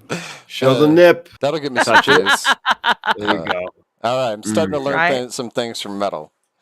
All right. See? There you go. Does as the liaison for Generation Z, does Mania have anything that he would like to ask somebody who's a metalhead streamer on Twitch? I mean, I like metal music. That's okay. All right. What do you like? Her metal, how about we ask this?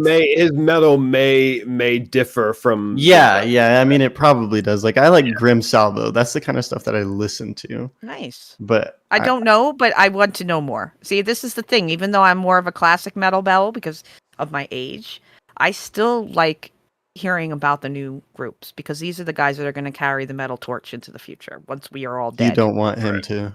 You don't want him to. What does he make fun of metal? You don't want to. No, he's just Cookie Monster. He incorporates the. Do you know who Corpse Husband is? I do. Isn't that on isn't that Corpse Bride in the movie? I think the only reason I know that is because he married it to me. He married the Corpse Bride. Yeah. No, Corpse Husband is a rapper, but he's got like that extremely deep and like super e-boy kind of voice, that's how he incorporates rap into his metal music using that kind of voice. Okay, they Limp Bizkited it like. No, much worse. Much worse. Much worse. Like it's the modern mumble rap kind of. But much worse, but you like it, so there's got to be some. There's got to be some value to it. So don't put it down.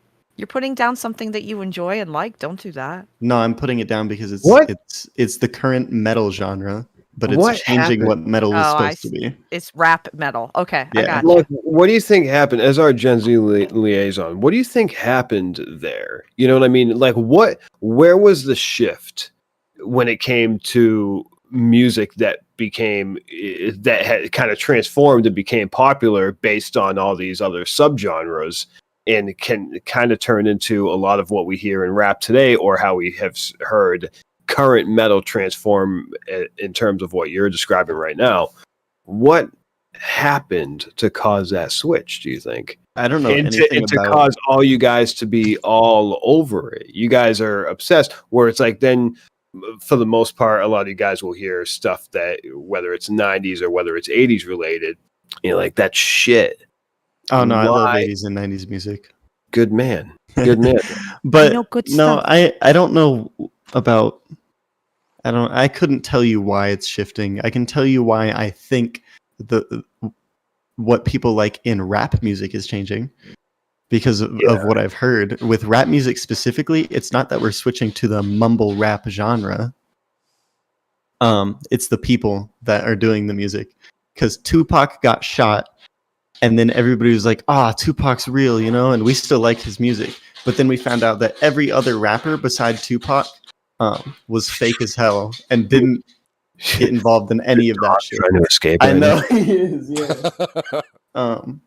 But yeah, a huge thing that happened while I was in middle school, anyways, is we found out that every rapper beside Tupac was basically lying to their audience about the things they were involved in. Oh yeah, for sure. And we found out that most of them, though, most of the popular ones, everybody after the 90s, it was mostly all lies.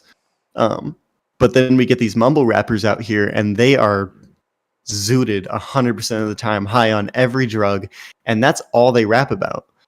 And we're like, yeah, they're. I mean, that's true.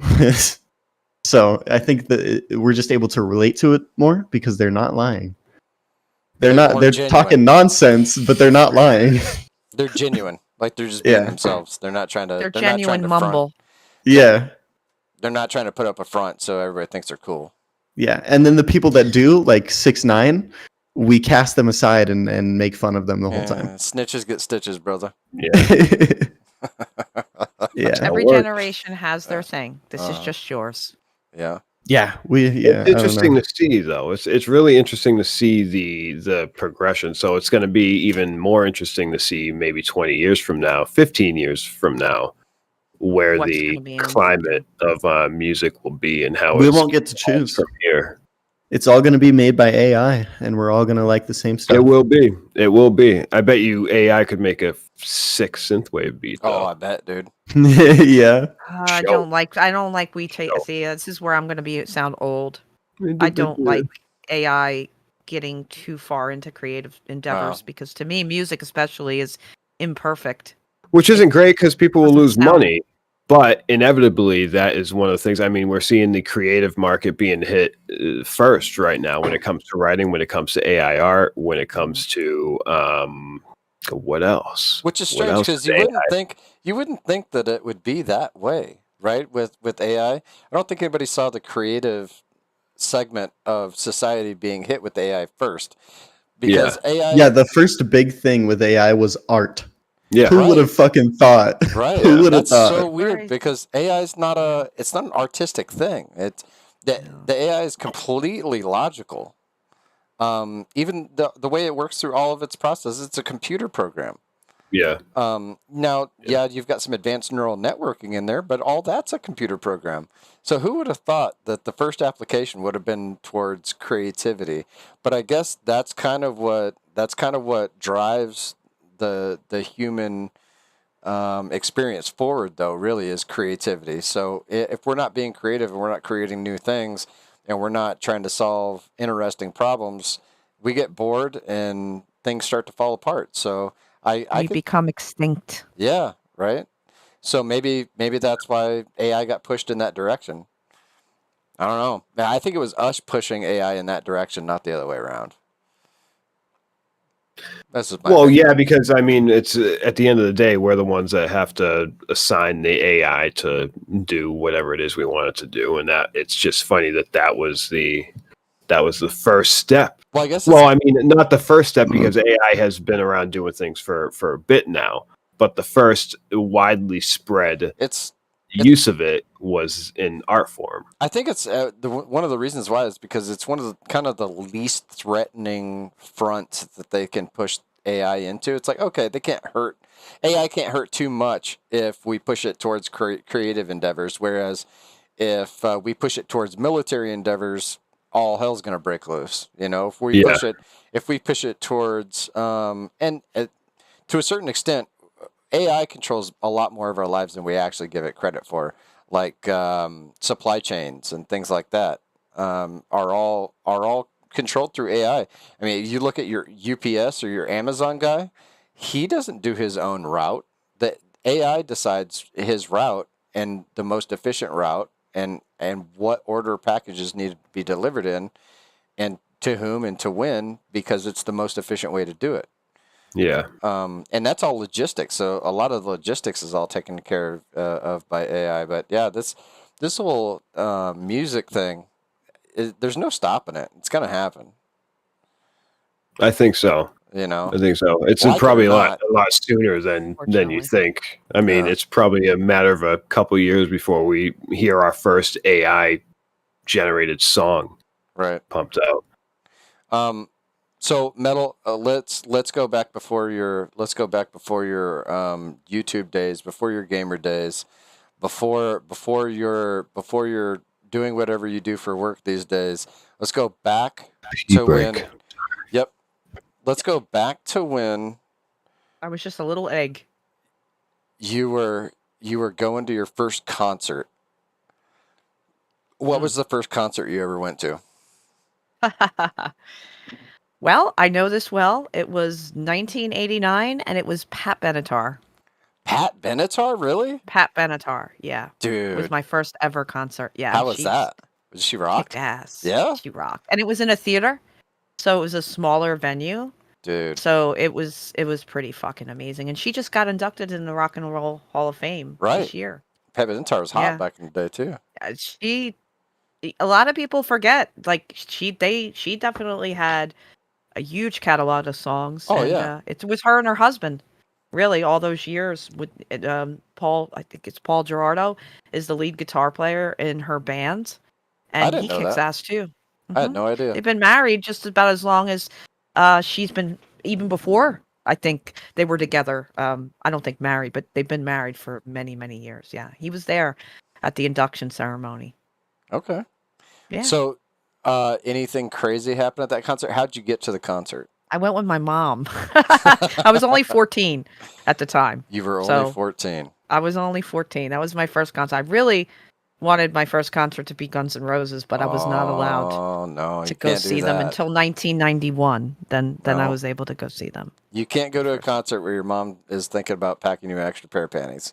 I was 14, okay? Even though I was probably older than most 14-year-olds mentally at that point. So, all right. So Pat Benatar. So I recently took my. At the time, she was 17, and I had to chaperone my daughter to a concert, and it's totally crazy because I think my daughter's kind of on the back end of Mania's generation, and I really like the music.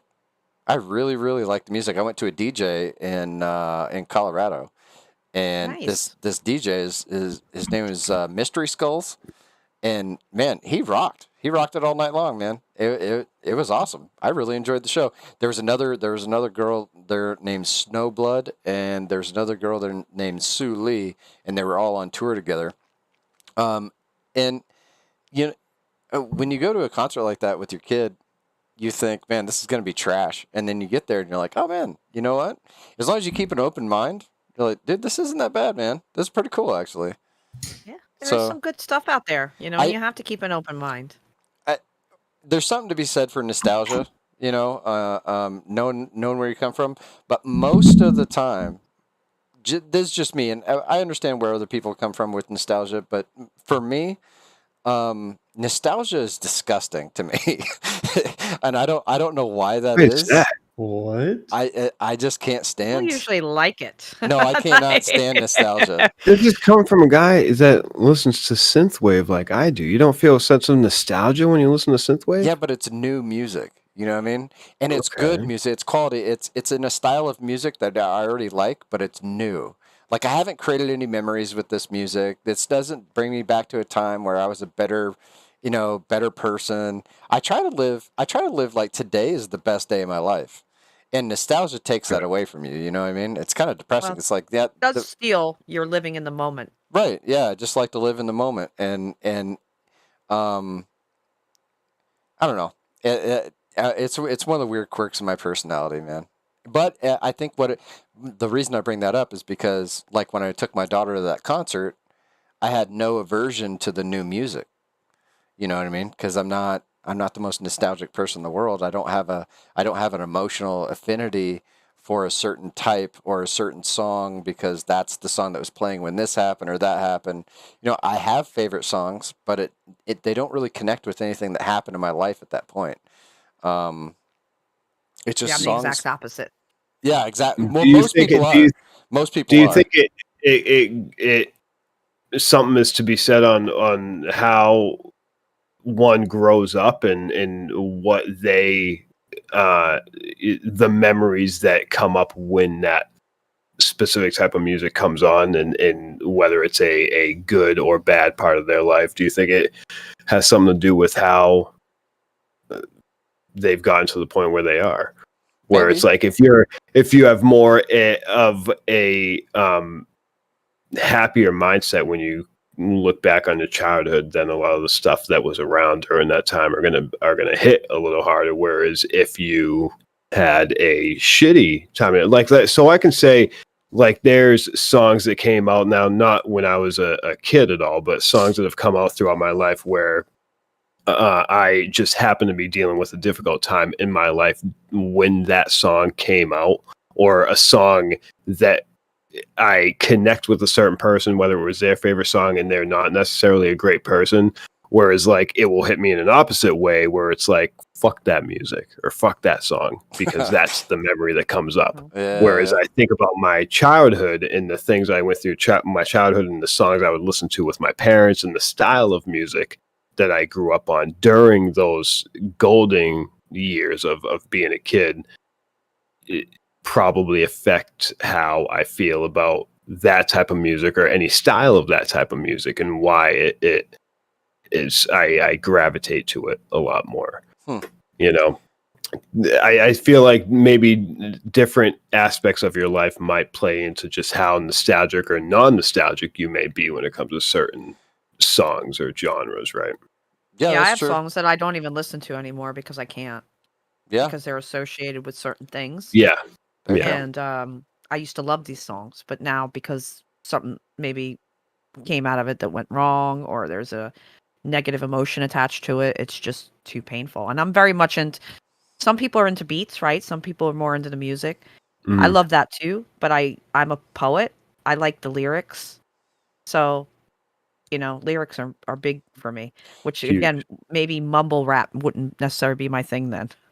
So, all right, so you just gotta learn how to understand it. You Right, gotta that's hear what I what mean. he's saying. If there's actual lyrics and it's not just mumbling, Yeah. like I'm down. So you went to your first concert. Mm-hmm. How long was it before you partied with an actual band? Oh, I have an interesting story there. So I actually won a radio contest when I was 15 years old, 15 years old, to go backstage to meet Guns N' Roses. And I won the contest. I was underage, and I lied, and I said I was actually my sister because I was afraid they weren't going to let me go. I don't know if I would call it partying. What? How old was your sister? My sister was 6 years older than me, so she was like 21, 20 at the time. So she came with me. You were allowed to bring one other person, so she came with me. And they kept calling me by her name, which was kind of funny. But yeah, we were hanging out backstage. It was Slash, Duff, and the keyboard player Dizzy Reed. Duff was just beyond hammered. I mean, just barely could stand up. Slash was actually talking and seemed pretty coherent. And Dizzy was like literally following us around, sat at our table, was, had a Budweiser in one hand, and was real sweet actually, and really hung out with us. But I mean, again, partying.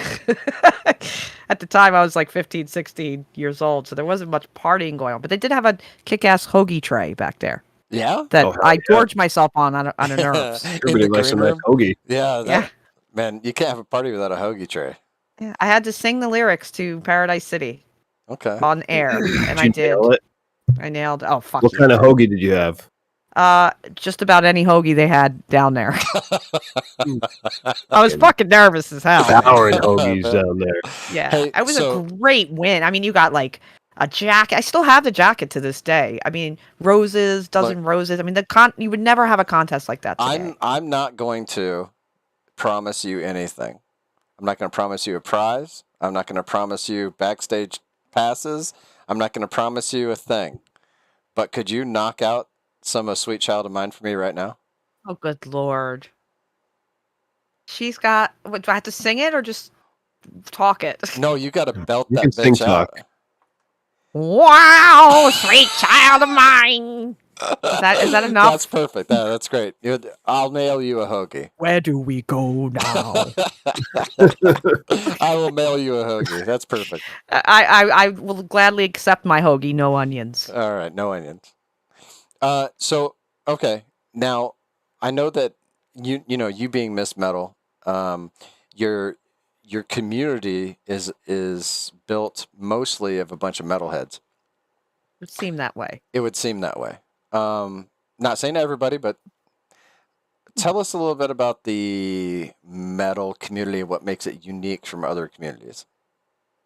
Well, that's easy. I mean, metal community, from my standpoint, has always been a community, right? No matter who you are, what walk of life you're in, if you mention that you are a fan of Dio, a person in the metal community is gonna light up like a candle, Sure. right? And there's always been that sense of community with the metal crowd, and they're very strangely, despite what people think, the stereotypes out there from our generation where we were devil worshippers and kind of, the Billings head type characters. If you listen to metal, you were kind of dumb. It's actually the opposite. A lot of people in the metal community are just like everybody else. They're doctors, they're whatever. We all resonate with each other, right? So one of my biggest keyword searches for my Twitch channel is metal. Okay, it's not because of me. I just happen to be Ms. Metal, but it's metal, right? Looking for a community, looking for people who like that kind of music.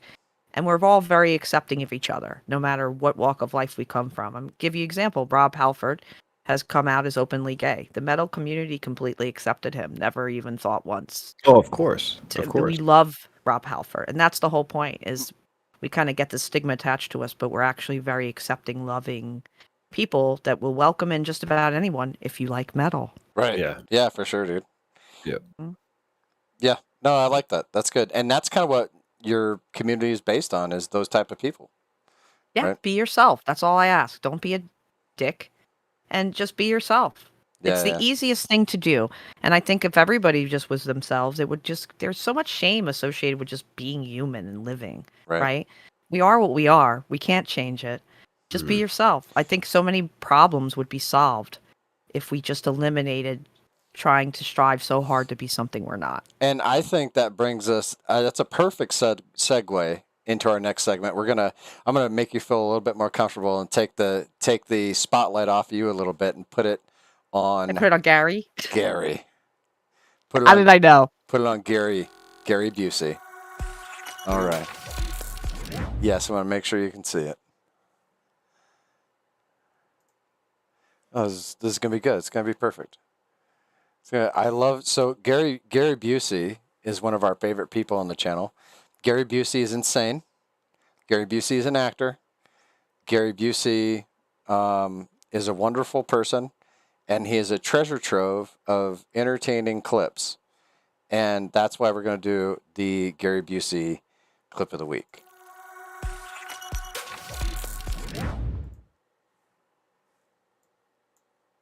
Whoop.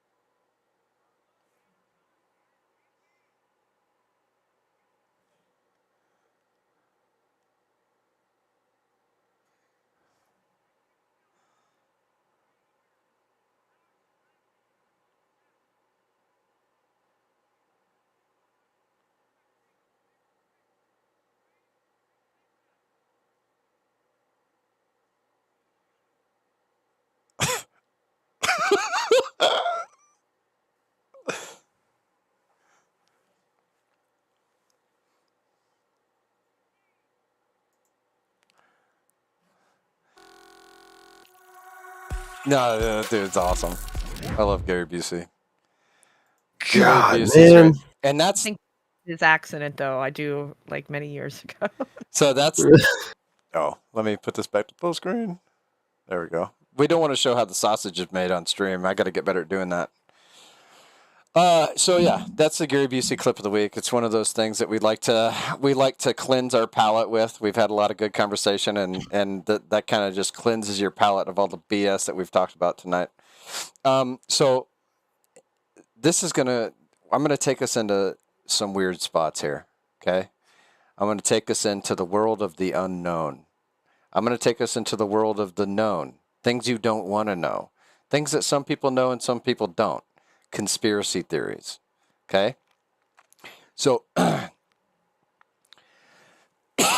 one of the first conspiracy theories that I'd like to go over that I will upfront tell you, I don't think is true. Okay? And it's not the conspiracy theory that is put forth that is the weird part. The weird part is how they disproved it. That's the weird part. Okay? This tells me that reality isn't real. That we are living in a simulation. The odds of this happening to anybody on Earth is so astronomical that it probably is some sort of weird fluke, weird glitch in the Matrix. You've heard of the Titanic, right? No. Would you? I'm just kidding. Yeah. It's a fiction movie. Leonardo DiCaprio was in Leonardo it. DiCaprio was in it. No, so the Titanic was sunk, and there was a sister ship called the Lusitania that was also sunk. The Titanic was sunk during peacetime by an iceberg, Mhm. and the Lusitania was sunk during wartime by a submarine. Now, there's a conspiracy out there that says that the Lusitania and the Titanic are the same ship. And they collected on the insurance off of the first sinking, that they supposedly hid the ship and collected the insurance money, and said that it was destroyed by a submarine, right? Now, what they did with all those people, I don't know, blah, blah, blah. It seems kind of hokey to me, okay? But there's a lot of people that believed it, okay? And there's probably still a lot of people that believe that the Lusitania and the Titanic are the same ship, even though they were about, 100 feet bigger than one another or smaller than one another or whatever. But here's the weird part.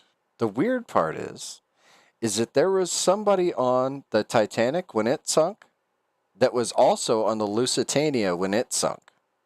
Now, the Lusitania was hit by a torpedo during World War I. Okay?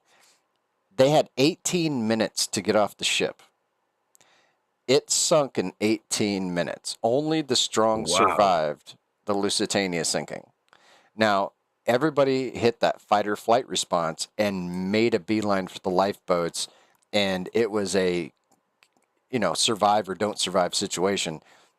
They never had a chance to get past the fight or flight response, and the ship was buried by the sea before anybody had a chance to even get off the ship. This one man gets off the ship. 3 years later, on the maiden voyage of the Titanic, he's on the Titanic when it hits an iceberg, and it takes 2.5 hours to sink. What are the chances of that happening? Did he survive both? He survived both, and he told his family, "I am done with large ships." No I can shit. understand that. Yeah. I could, I don't think it's all that strange because back then there weren't that many modes of transportation. It's not like you could take did they have commercial airline flights back then? No.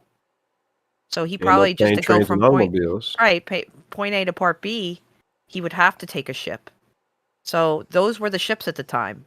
I think there was actually another ship too that was a sister ship, if I'm not mistaken, to Titanic, but it was another ship too, if I'm not. Carpathia?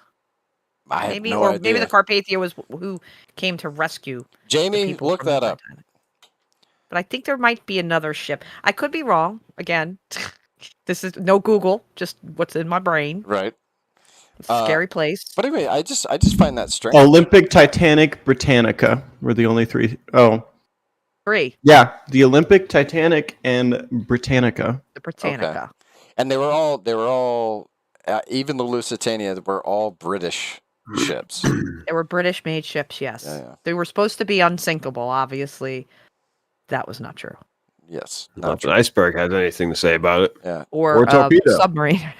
Right. Or torpedo. Okay. Okay, so there's that one. I just thought that was weird, and I decided to include it in there. It is weird. Very That's lucky one of those. dude. That's one of those conspiracy theories. That's like if people hadn't thought up that conspiracy theory, nobody would have really cared about this guy that was on both those ships. You know, I just thought it was very strange that this guy was on both ships. Yeah, it's just So you odd. hold Yeah, on. look, I mean, I'm gonna give you a weird- time out. Oh, go ahead. Marcel, your ship was the Britannica, which was supposed to be just like the Titanic, but it was before it was actually put out. It was repurposed as the First World War hospital ship. It was a hospital. Okay. ship, All right. Britannica. Okay. All right. Nice. Interesting. Yeah, Jamie. Oh, See? yeah. Good job, Jamie. Damn. The next. So I like to include 3 conspiracy theories. That way, it kind of stretches the mind in different directions. Next is the Mandela effect. I don't know if you guys have ever heard of the Mandela effect. Have you heard of the Mandela bullshit. effect? Yeah. I don't think it's bullshit. I think it's real. You know, here's one. The first one that you're gonna cover, I know, is absolute. Like, someone doesn't know what the fuck they're talking about. Because I grew up on these specific family of bears. Okay, and I 100% know how it has always been spelled. So I don't know where this stain came from. All right. It was a stain on the bear's name. So here's the thing. And you can disagree with me all you want to.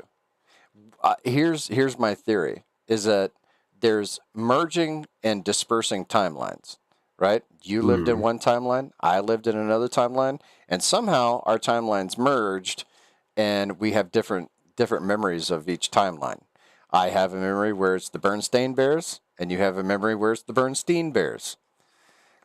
You remember stain? Yeah, I remember Stain. Come on. I remember Bernstein Bears because I always thought that was a weird way to spell Bernstein, and I'd get corrected. No, it's not Bernstein, it's Bernstein. Look, read it.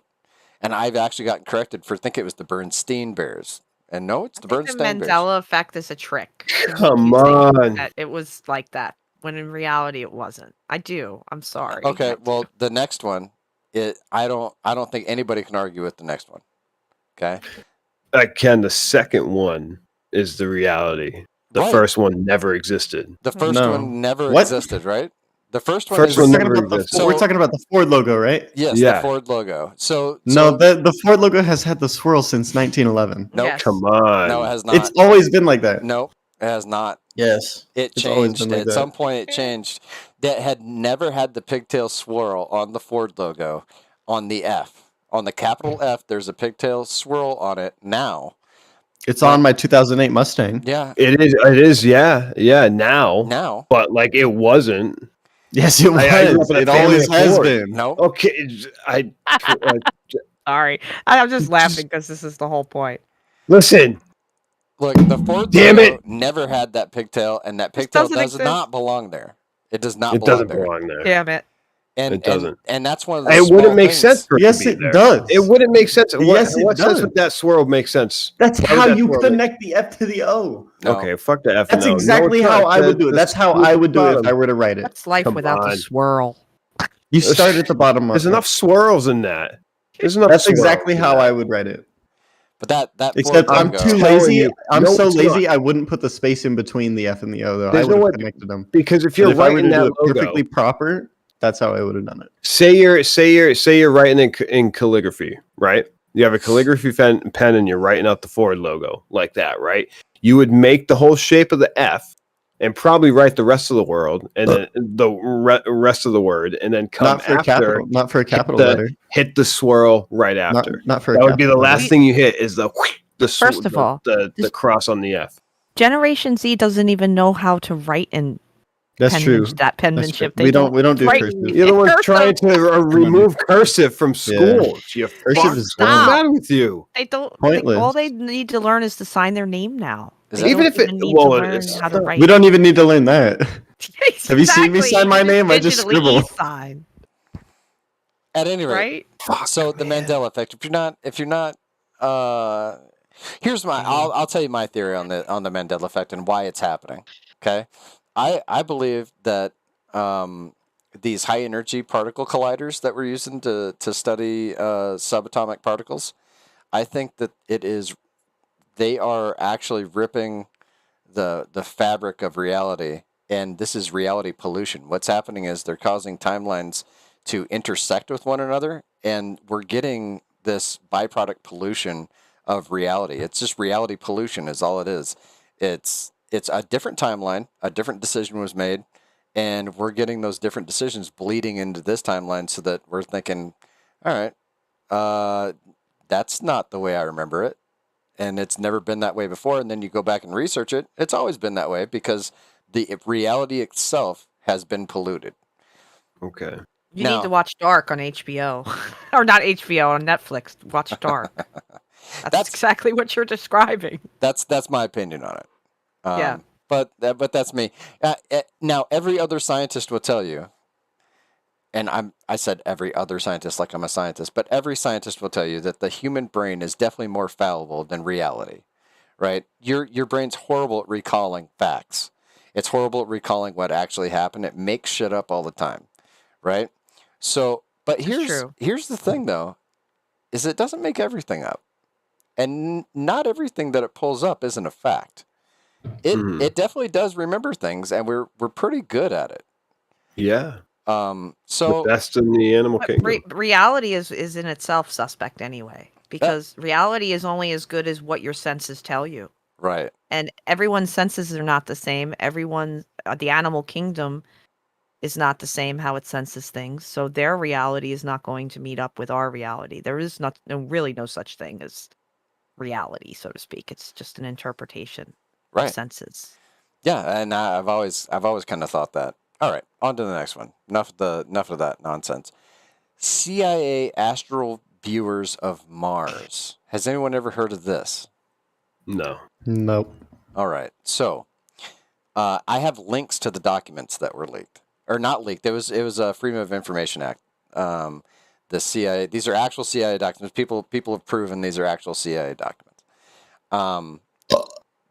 They used astral viewers to view Mars from a distance, but they didn't tell the astral viewer where they were looking. They just gave him some coordinates and said, "Hey, what do you see?"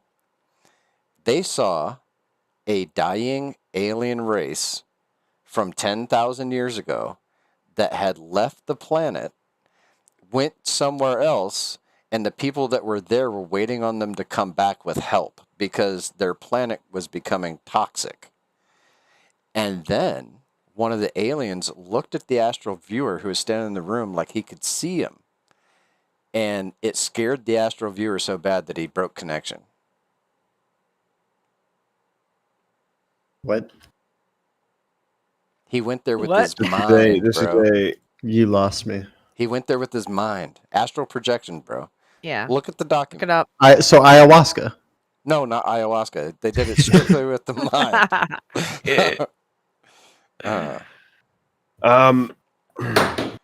If you have to believe in astral projection in the first place for that story to even Well, work. no, you don't.